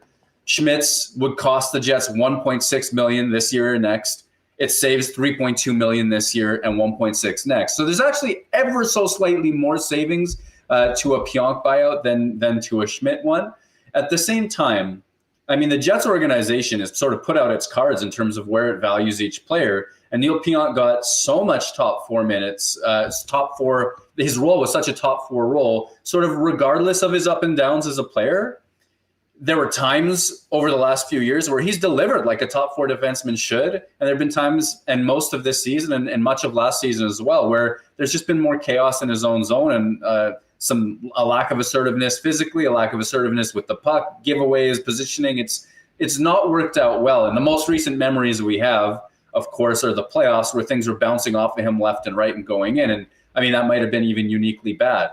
At the same time, the Jets are heavily invested in him. And I think that, they're more likely to explore a much cheaper extension on him than to walk away from him and pay the price to do so. Or maybe just let that contract go and like they did with Dylan and DeMello and see kind of what the market looks at the time. I don't see that one happening. Nate Schmidt, though, I have room for the Jets having room for it. I think that Nate Schmidt still thinks the game at a high-end level. I still think that the reads he makes are quick. I still think that the puck on his stick, good decisions get made with it. I liked his playoffs. I thought he had an instant impact. I really liked his camp, and I commented on it multiple times. There was just a hint more explosiveness to it. And then when I talked to him about his summer training, as a matter of fact, there were reasons to believe that. He got hurt so soon into the season. He didn't really pick it back up. He was press boxed at times. It was up until about mid-season before the Jets seemed to show him trust again. And again, he was buried on that third pair. If you look at how the organization has handled him to date, he's more of been a third pairing guy when on and a press box option at times too, even when I think he's been within the top 6D. That's the sort of role that you give a guy who you might buy out if the circumstances are right. All of that said, I don't even think it's a guarantee, because with the cap going up, with the possibility of an Oilers trade, with Scott Arniel talking about working with youth whenever he's talking about the coaches that he's hired or the next year's Jets, I don't know that the Jets need to pay money for the right to have a player play somewhere else when they know a year from now that contract's off the books either way. So I think if there is a buyout, it's Schmidt, and if there is a buyout, that means other things are in the works. I'm not 100% that that's definitely happening. Yeah, no, I'm with you. I think the more likely scenario is both of those players play out their deals. And as I've said before, you could be looking at a $12 million third pairing if they're both in the lineup. And, a lot of intrigue as to, if there's any circling back with DeMello or Dylan as we get closer. Are you hearing anything on that? I mean, are we expecting these guys to get to July 1st right now, considering how close we are to it? It kind of seems that way, though. I'm not sure. I think, was it Kelly Moore? I thought I read on Global's website, which would have come from CJOB.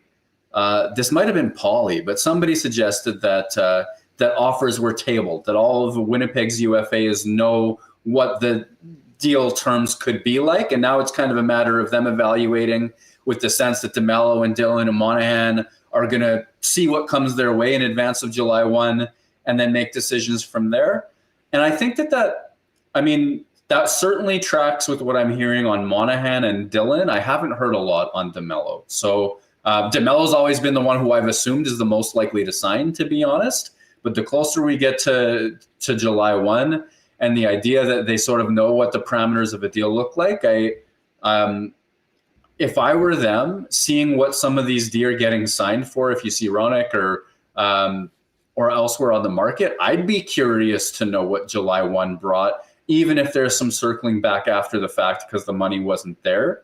That definitely tracks with what I'm hearing on Monahan and Dylan, and I can't say that I've heard a lot on Dylan DeMello specifically.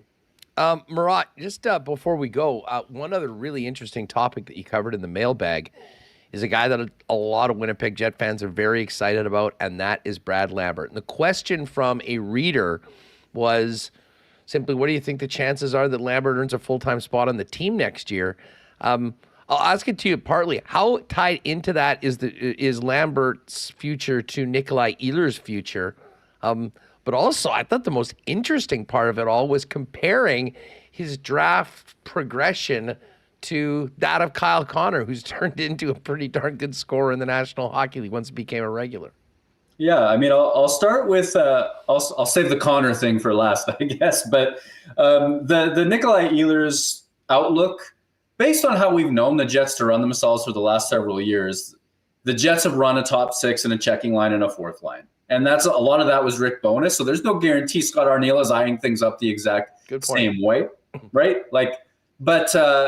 So if Scott Arniel has different philosophy, there's a chance for young players to get broken on the third line because they're playing more of a top nine and a fourth line. There's other ways to break in a young player.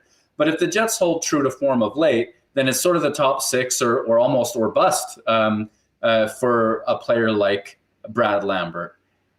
If Ehlers comes back and you got Cole Perfetti in there, you got Connor, Scheifele, and Velarde on that top line, well, then it's sort of, do they sign Monahan or not? And if Monahan and Ehlers come back, then there doesn't seem to be room for Lambert. I think more than likely there is going to be room for Brad Lambert, and I think that a top six job may become available, whether it's immediately or partway through the season. I think that it is definitely tied, but I think he's going to break into the NHL this season. One of the reasons why I believe it, Kyle Connor and Brad Lambert have virtually the same birth date relative to their draft year. They're both mid-late December birthdays, so it's kind of easy to track them age for age. Draft +1, draft +2, their AHL history after getting drafted. If you're willing to overlook Kyle Connor being an absolute freak for Michigan in his first year after the draft, where he's one of their all-time best scorers for a freshman, it's just incredible stuff. And you go a year after that, look at his AHL trajectory. Well, Brad Lambert's scoring basically at the same rate that Kyle Connor did. And at that age, it generally gives you sort of a guideline that if a guy is scoring at the rate that Brad Lambert has, especially this most recent season, before his 20th birthday, which is upcoming for him, often, wait, do I have his age right? Correct me if I'm wrong there. But in this particular era, you're looking at a top 6 player. And the way that he's tracking against Connor is so close.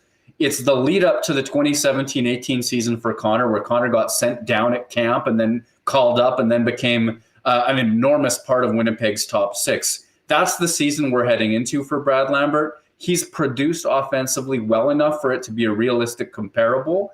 And even in making it, and I go through all this in the piece in better detail than I've just done, even in making that comparison, I mean, you look at Kyle Connor's history in the NHL and you go, okay, well, that's pretty tough to hit. The thing is, Lambert has scored so well, so young, and played such a key role for the Moose that it's within the realm of possibility. And I think that's so exciting for a player who Winnipeg drafted at the end of the first round like they did. It's just his story is becoming really compelling here. Well, and certainly it'd be, I mean, we talked a little bit about, Scott Arniel, his view on younger players. We've heard it from the horse's mouth himself. And that probably more than anybody up front, at least. Not, obviously we got Elias and Billy looking to crack the lineup on the blue line. Will be something that will be a big topic in and around development camp when we're talking about other prospects, but also closer to training camp when we get down to business of trying to compete for jobs. Murat, always great having you on the program. Hey, obviously, folks, get over to The Athletic and check out all of Murat's work. For Athletic subscribers like myself, I'm already thinking about, once I'm finished the show, who I'm going to be reading for reaction to this Dubois trade. Who should we be looking at? Who's on the Kings beat? Who are you going to be looking at, your colleagues, that we should be making a point of going to The Athletic to see how this is going over down in SoCal? Yeah, I mean, Eric Stevens is a gem down there in LA and SoCal for sure. And he's been on this Dubois stuff. He was on the possibility of a buyout, and I worked with him very closely in the lead up to the trade to LA from here for Pierre-Luc Dubois. So that's definitely something I'm going to be looking at there. And he used to write for The Athletic, but Tarek El-Bashir out of Washington is somebody I'll be curious to be reading there. I'll be reading LeBron. I'll be thinking my way through this too. I wouldn't be surprised if a future mailbag or something, makes me want to write off of it. But yeah, my goodness. I see. Do people get the New York Times included when you read my stories? There's a bundle. There's like this cool thing where you get a package bundle where you get a discount on the both. I don't think one necessarily comes with the other. But yeah, kind of cool to say that the paychecks are written by the New York Times these days. It is. Listen, perfect timing to come on today. That was. We remember this one for a while. Are we going to see you out in Vegas next week? Yes, sir. Yeah, I'll be seeing you out there for sure. Excellent. Well, we'll look forward to hopefully doing this in person next week when we both get down to Sin City. Murat, thanks again for doing this, folks. Get there. The latest Jets mailbag with incredible questions from Murat readers and Athletic readers is up right now at The Athletic. And Murat, have a great weekend. We'll talk to you next week when we see you down at the draft. Love it. Thanks for having me. All right, there's Murat Atesh. If you just popped in, Pierre-Luc Dubois has been traded to the Washington Capitals for Darcy Kemper. The trade is 1-for-1. We'll have more on this. I'm just imagining Remis, Dennis Bernstein, being on a 5-hour flight from like Edmonton to Atlanta or something like that before they connect to South Florida, and turning his phone on when they hit the ground and get reception, and finding out that Dubois has been traded while all the national media go back and forth during a cup off day. Yeah, he is on Twitter, he said, tweeting about the deal, just noted Kemper's got 3 seasons left at 5.25. Not as big of a financial commitment to him than it was to Dubois, although Kemper is older and he's actually on Sirius right now. He says hopping on with Okay, well, I thought he might be in. I thought he might be in the plane. Well, he's gonna have a busy few days. But listen, we've got more to do. We're gonna get to some Bomber talk and everything. Let's give a quick shout out to Little Brown Jug. I'm not sure if there's many generics left in the ballpark after our visit last night, but a big shout out to our friends down at 330 William Avenue with Winnipeg's favorite local beer. We're not just for the showboats or the champions. We're here for the good ones. The ones who work hard and show up for others, not to get recognized, but because it's the right thing to do. We'd like to think that our good intentions show up in our beer. We keep working to perfect it, not because we want fame or fanfare, but because you deserve it. 1919, the good you deserve. All right. I promised I'd give you some information on this a little earlier, but for those of you that are goalies or have a goalie in your family, you are going to want to make yourself available on Saturday, June 22nd, Scotiabank Hockey for All Center. It is the annual Royal Sports Goalie Extravaganza with CCM, Bauer, True, Warrior, and Vaughn goalie equipment with expert instruction from the Ice Lab's Andy Kohler. It's for hockey goalies to check out, but more simply to try out next year's gear, and it's free. Royal Sports does this once a year, and it is this Saturday. All attendees also get a special voucher that entitles them to special deals on goal equipment. Plus, there's going to be giveaways, and one lucky attendee who makes a purchase by the end of the month will get their entire purchase for free. Royal Sports is Winnipeg's #1 hockey shop since 1974.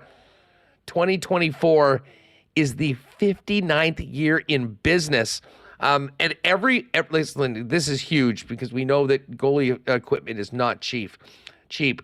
Everyone in attendance for the goalie event is going to get a voucher where if they buy one item over $400, you get 10% off.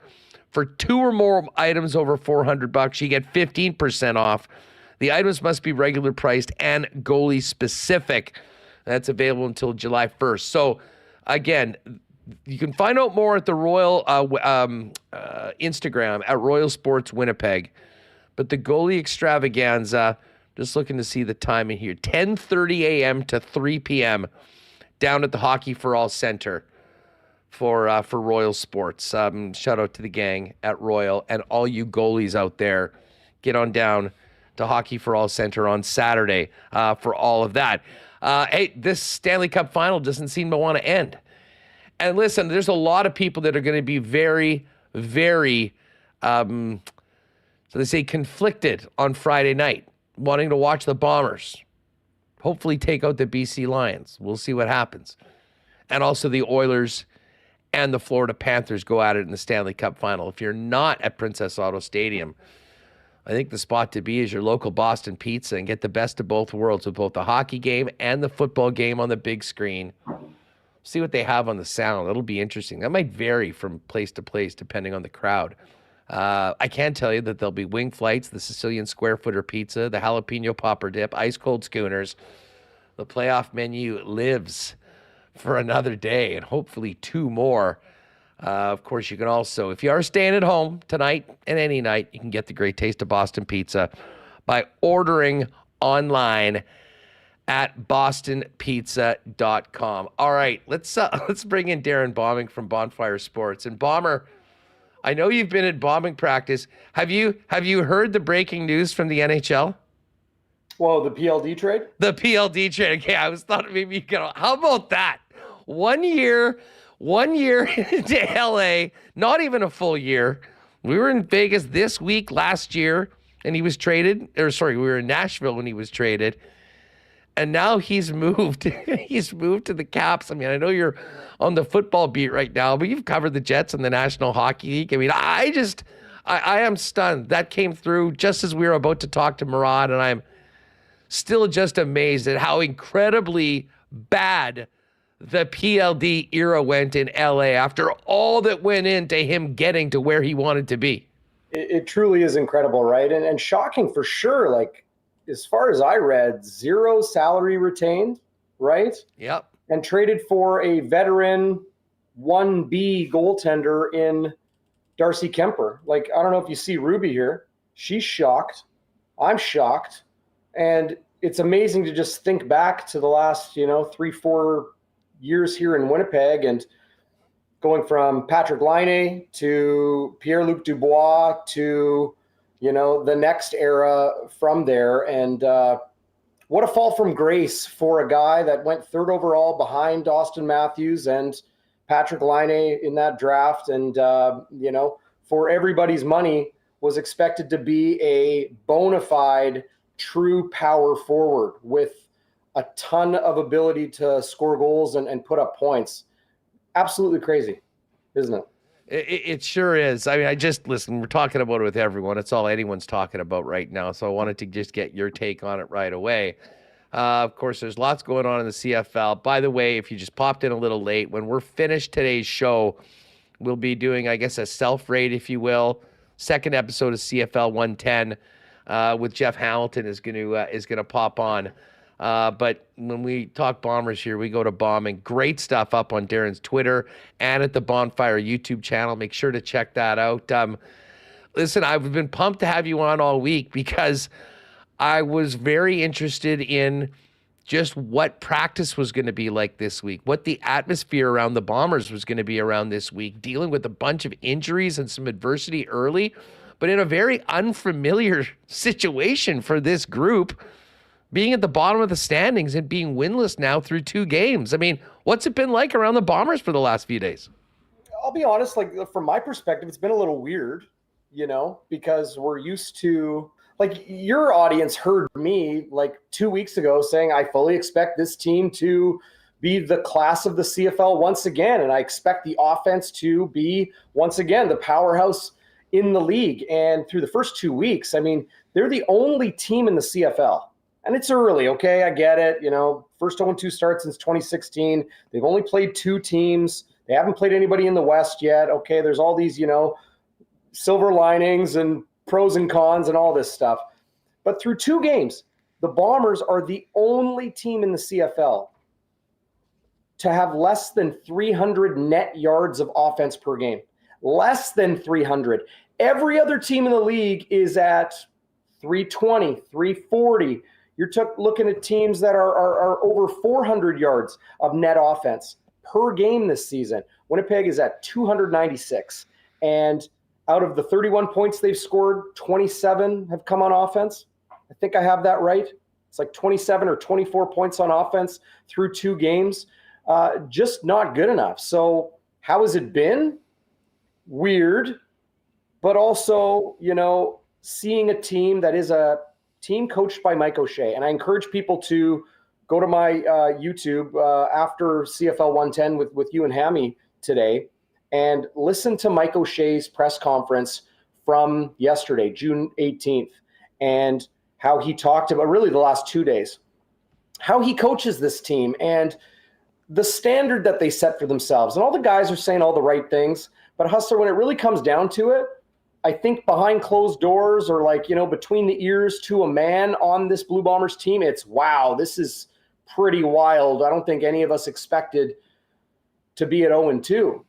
But on the outside looking in, we see a team that is never rattled. Doesn't matter if they're down 15 points in a game or down 0-2 to start a season. Never rattled, always focused on what's coming next. And if there's any team that can come from an 0-2 start and turn things around, it's this Winnipeg Blue Bombers team. And I was talking to somebody yesterday saying, you remember 2011 when Winnipeg was looking to end that Grey Cup drought? I think at that time it was around 22 years. In 2011, the BC Lions started the season 0-5 And at the end of the year, no question, Travis Lulay and the BC Lions were the best team in the CFL.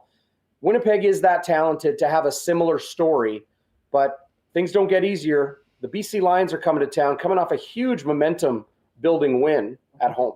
Yeah, well, exactly. And I mean, the Bombers certainly don't want to get into the 0-5 scenario, but they got their hands full on Friday night with BC, as you just mentioned.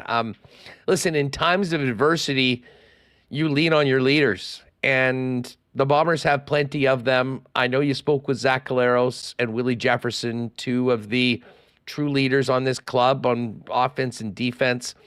Well, where are their heads at right now coming in? Zach always somewhat hard on himself, somewhat self-critical, but I imagine also needs to also put out a message of confidence that this can and will turn around quickly. Because, man, if QB1 doesn't feel that way, where's the rest of the team at? Yeah, well, I think, they know that they've made mistakes, and they know that they're not playing good football.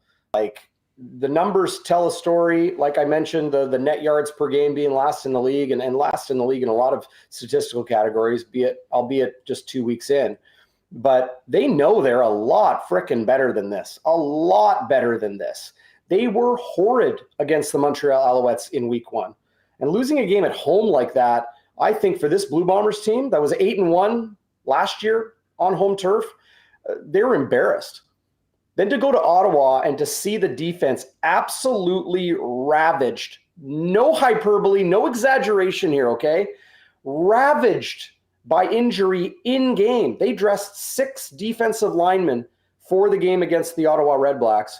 And that's a low number. They should be, many teams are at 7 or 8 guys they'll dress. They dressed 6. They lost 2 early, 2 starters, and Miles Fox and Celestin Haba. Both of those players are on the 6-game injured list now. Looks like Haba's season could be done. We don't know for sure, but a huge loss. And then Dietrich Nichols, who for my money is a top 10 player in the CFL, regardless of position, losing their best cover man in the defensive secondary early in that game, and he did not come back. I'm anticipating this injury report, Hustler, in just about an hour to drop from the Blue Bombers and on CFL.ca to find out if Dietrich Nichols practiced today, because he didn't on day 1 or day 2. And Winnipeg is already a little bit young on the back end. Retta Cramdy, younger player at the dime, and Marquise Bridges, who had to step in for Dietrich Nichols last week. Terrell Bonds, another CFL rookie who's starting at boundary corner. Terrell Ford, second year playing pro football, first year actually playing pro football. He was with the Green Bay Packers last year, cut out of training camp, and then waited for another opportunity. He's playing his first pro season. So Evan Holm and Brandon Alexander are the 2 veterans in that back end of the Blue Bombers defense. They're young, they're hurt. Of course, we're wondering about Brady Oliveira and his health as well. I state all of this as important context for when you talk to Willie Jefferson or you talk to Zach Collaros, like I've done this week, and you can catch those on Bonfire Sports YouTube, that they talk about relying on their talent. And I mean, they're a lot more talented than most teams in the CFL. I'm comfortable saying that. And injuries happen. It's pro football. But they're going to have to find a way for the other contributors, not just the stars, but the depth of this team to play their best football with the BC Lions coming to Winnipeg. And they got to get to Vernon Adams Jr. They got to get to him. Well, and the thing is, I mean, and listen, I have nothing but praise for the guys that played D-line in the second half for the Bombers last week. I mean, down to 4 guys, nobody was coming off. And they got some big stops. I mean, they actually did come up big to get the Bombers the opportunity to be where they were on the precipice of the goal line late in the fourth quarter. But, man, against a BC team now that comes with stand back in the backfield, doing that for the 4 quarters, I mean, this is going to be a heavy, heavy load on the defensive line of the Blue Bombers. And those guys are going to need to be up for the challenge. But as Mike O'Shea said yesterday, the guys that are getting in there, loving the fact that they're getting the opportunity, and it is opportunity that it takes to show what you can do. So Well, it is definitely concerning from a Bomber fan standpoint, and I'm certainly from management. This is why these guys are there, and it's a great chance to show that these guys are ready for prime time, because make no mistake about it, it will be prime time in a rematch of the Western Final on Friday night. Yeah, I expect Princess Auto Stadium, the madhouse on Matheson, as I call it, to be a madhouse. The Bombers need fan support in the sense of volume when the defense is on the field, and to be quiet. Obviously, Willie Jefferson's saying exactly this: we be quiet when Zach Collaros and the offense is on the field. Ball control, for my money, is going to be task number one, or the key factor number one in this Lions Blue Bombers matchup. Getting to Vernon Adams Jr. will be important, and the D-line is banged up. Devin Adams, as a rookie, wearing number 94 at defensive end, he's been outstanding. He's had 3 tackles and a sack in each of Winnipeg's first 2 games. So to have 2 sacks in 2 games in his CFL, premiere here, if you will, is really something. So if him and Willie can get going, and Willie, Jake Thomas, and some of those other younger guys, Tanner Schmeckel, number 1 name on the team for my money, those guys can help those really impactful players on the edge, Willie Jefferson and Devin Adams, get to Vernon Adams Jr. That's going to be a huge help. BC's offensive line is not very good. They really struggled in week 1. They were a bit better against Calgary in week 2, but Vernon Adams has to use his legs. He's able to be a pocket quarterback. He's very effective and efficient with the football. Man, is he ever a much better player today than he was at the beginning of last season, and definitely in seasons prior to that. He's a legit number 1 quarterback in this league. I would say right up there with Zach Collaros in the way he's able to operate. So messing with his game, making him be uncomfortable, so important. But first and foremost, Hustler, I think the topic on everybody's minds is this Blue Bombers offense, the health of Brady Oliveira, the play of the offensive line, and maybe most notably, the play of Zach Collaros. It all needs to be a lot better. Winnipeg has to find ways to score points, because the defense is doing relatively okay. They're keeping teams under 30 points in the CFL. If you can score 30, 35, you should win. Winnipeg is nowhere near that right now. Darrin Bauming of Bonfire Sports with us. I cannot wait to hear you and Walby chop it up tomorrow with the Bonfire pregame. That will follow Winnipeg Sports Talk. We'll do a little raid and pop in and hang with you guys for an hour after WST tomorrow. And yet, if you're not able to join live, that'll be on all of your platforms tomorrow night and Friday, heading into the game Friday night as well. Bauming, always great having you on the program. Thanks for doing this, dude. Appreciate you, Hustler. Game of the week Friday night right here in Winnipeg. Let's go. Big time. It is on, and the Bombers need a win very, very badly. Great to have Darrin, and again, hang around much like today. As soon as WST is over, we'll go to CFL 110. Tomorrow, we'll do the same thing with Bauming and Walby and their pregame coverage for the Bombers and Lions coming up. All right, hey, quick shout out to our friends at Breezy Bend Country Club. We got the Travelers going tomorrow. The big golf report yesterday was just Rory McIlroy taking some time away from the game. I don't know if anyone's ever needed it more. Hopefully the next couple of weeks that he's off from the tour are not just spent in marriage counseling, but whatever it takes to move past the unfortunate finish for Rory on 16 and 18 at the U.S. Open and get ready to defend his title in Scotland, and then tee up trying to win another major at Troon for the Open Championship. If you want our picks in the lock shop, check out today's lock shop for everything on the Travelers. Of course, if you're looking for a great long-term home for you and your family at one of Winnipeg's top private courses, Breezy Bend is the spot. Give our pal Corey Johnson a call at the clubhouse or find out more online, as well as event hosting, for instance, things like weddings. What a beautiful setup they've got. All there for you online at breezybend.ca. And a big shout out to our friends at Aikens Lake, counting down the days to getting back to Aikens this year. If you are thinking about a world-class fly-in fishing opportunity where you can be on the water in less than 2 hours from the city of Winnipeg, Aikens Lake is the spot. And as incredible as the fishing is, the hospitality from the Sharan family, maybe even better. Find out more on all sorts of options, friends trips, corporate outings as well at aikenslake.com, and they'll fill you in on a full availability for the remainder of the 2024 fishing season. And you can make sure to follow them on all their social platforms over at Aikens Lake. All right, CFL 110 coming up in just a few minutes, less than 15 minutes. Stay with us here on the WST YouTube channel, and we'll fire you over there. Hammer and I are fired up for a big second edition of CFL 110, brought to you by Garage Living at 999-1234. Find out more about how you can completely revolutionize your garage, and our pal Pat Kanuga there to help you out with that. Let's get to the Coolbet lines. And listen, very quiet day today because the hoops are done, and we gotta wait 2 more days before Game 6 of the Stanley Cup Final. But we can tell you that the odds are up for that game, and the bookmaker says we are going 7. Oilers -121 favorites. Panthers +103 underdogs.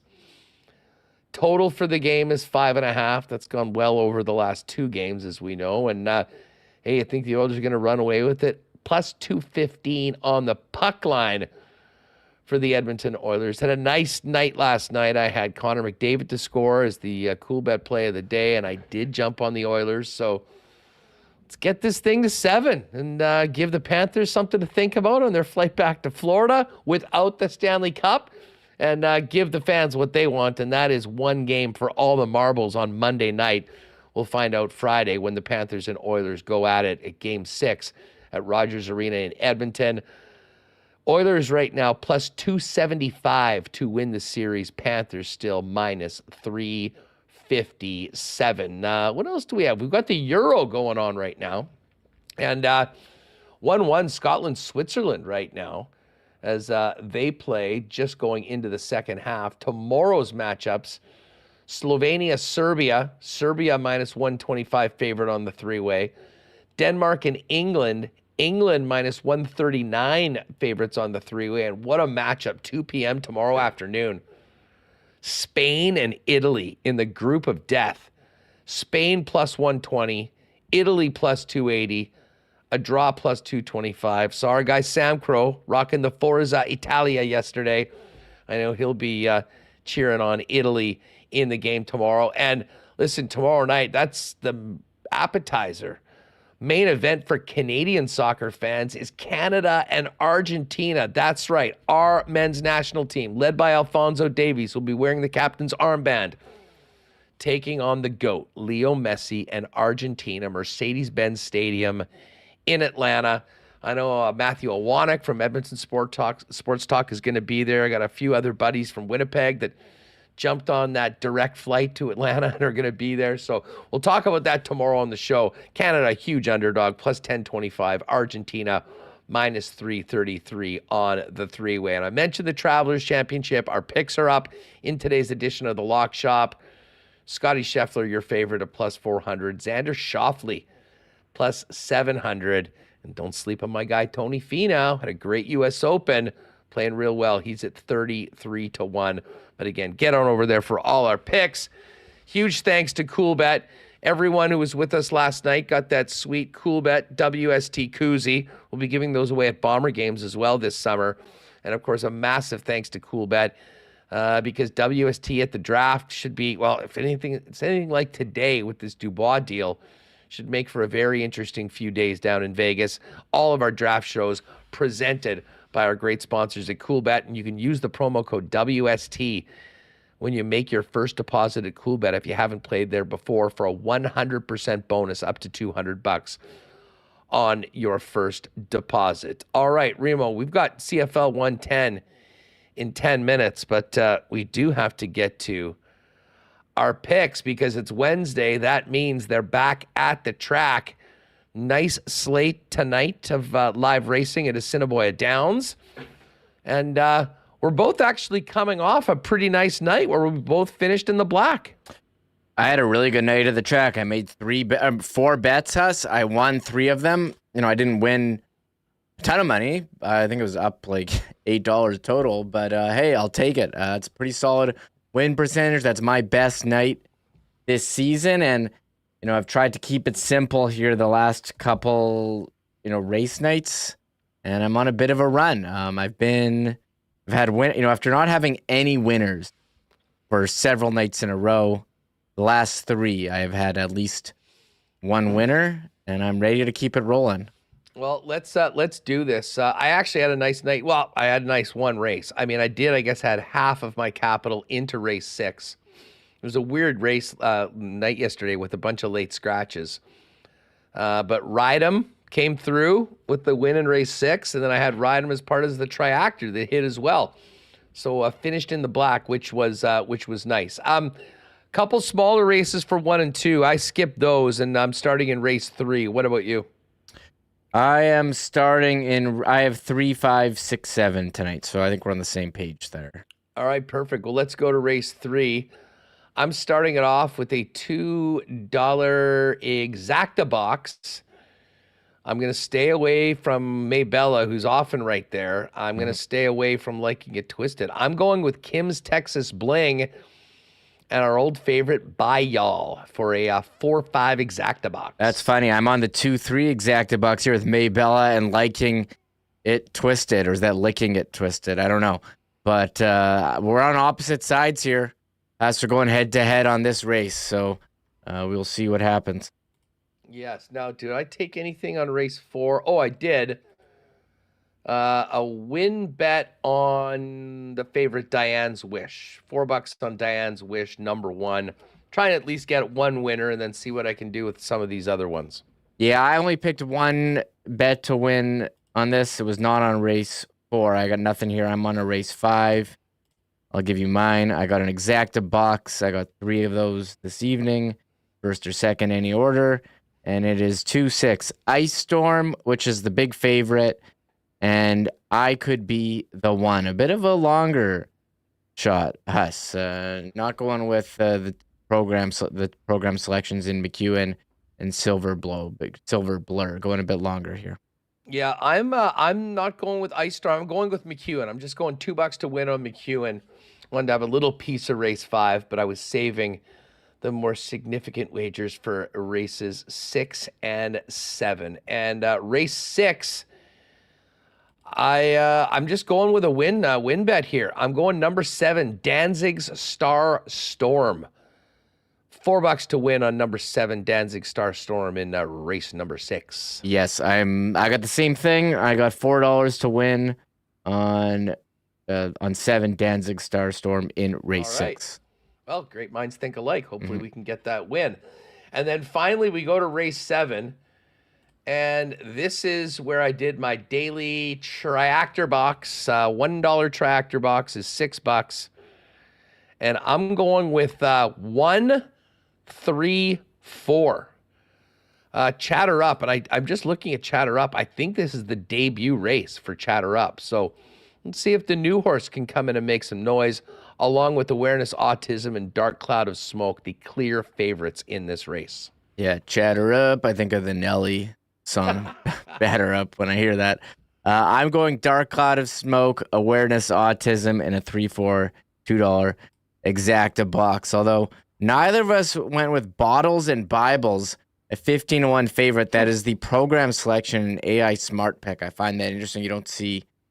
This is an interesting race, Huss, because Press On Baby and Trembling Wit are scratch. You got the 2 big favorites, and 4 that are at least 15-1. You have 51, 21, 20, 30-1. So I'm curious what's going to happen, but I'm going with the 2 favorites to finish 1-2. Bottles and Bibles is a hell of a name for a horse. I'll say that. I just got it. Whoever put that one together did a great job. Jackie's Thunder's in there. It doesn't really seem like there's any other horses that stand out. So I'm just going to go to this one that we've never seen before. See if they can get into that top 3 along with the 2 favorites. So there you have the picks for today at Assiniboia Downs, 7:30 post time tonight. And stay tuned in July. We're going to do another Pick'em contest where we'll pick a race each day. You can send in your picks. And we're going to be bringing out a few of our winners to join us at Assiniboia Downs. We'll be in the clubhouse. We'll have the prime rib buffet for everyone. Throw a few bets down, and as I said, we had such a great time at the ballpark yesterday with everyone. We'll do another Goldeyes game a little later on. We're also planning probably in August for a night with about 50 WSTers where we're going to have something to eat for you, free bet, and a fun little WST night out at the races as well. So stay tuned for that. We'll have more details as we get into the summer. But, Remo, we're going to get into CFL 110. Looking forward to this. We had great feedback from everyone on the first episode. So as I said, presented by Garage Living Winnipeg, our pal Pat Canuga, 999-1234, helping us out with that. We're going to go to that right away, but my head's still spinning. I always remember the old days. I mean, we had that crazy 1 hour on the warm-up with the Taylor Hall 1-for-1 trade, Subban and Weber, Stamkos re-signing, all within about 20 minutes of each other. But I can tell you, when we started the show today, I did not think that we'd be talking about Pierre-Luc Dubois being traded in the middle of the program. What a wild, wild day on WST. Yeah, we saw a bump. So I'm a big Pierre-Luc Dubois fan because whenever he comes up, we seem to get more viewership. Our most viewed video on the channel is you and Brian Hayes talking about what a disaster that trade was for LA. I think got close to 20,000 views at least. So I'm surprised that I think that video was entitled Buyer's Remorse. Yeah. And by the actions of today, I think we can safely say that that is an unqualified yes. I mean, the number one jokes on Twitter right now are, the Capitals bought Cap Friendly to buy the worst or trade for the worst contract in the NHL. And, the Kings gave up all that for 34-year-old Darcy Kemper, who's got 3 years remaining. An incredible turn of events. We'll see what happens, how, the increased salary cap room allows the Kings to, remodel their roster a little. But, I mean, it didn't really work out for him in LA. And, credit to Rob Blake for recognizing that and moving on, because some teams would just eat the sunk cost and not do anything. And we thought maybe a buyout was an option, but they had to get it in before the window, and this was the option they chose. So, and I think for Washington, as we wrap up, I know we got to go. Nice buy low for them. Maybe it works out, and you're getting rid of 3 years of a older goalie. So, if it works out, great. If not, though, they'll be considering a buyout, and it will be a 2/3 out buyout. And as I said, if you missed the details and the technicalities of the buyout window, there's a lot on the line. There would be a lot on the line on this Game 6, because if it went to 7, the Kings would not be able to buy him out at the 1/3 level. All right, CFL 110, presented by Garage Living, is coming up right now. Thanks again to everybody that joined us last night, and thanks to the amazing Goldeyes staff for giving us such a great time. Stay tuned for more WST events coming up. Thanks again to all of our sponsors. Right now, join myself and Jeff Hamilton on CFL 110 right now. Oh my God! Oh! Shut it down! Let's go home! Thanks for tuning in to Winnipeg Sports Talk Daily. Make sure to subscribe on YouTube and your favorite podcast feed at Winnipeg.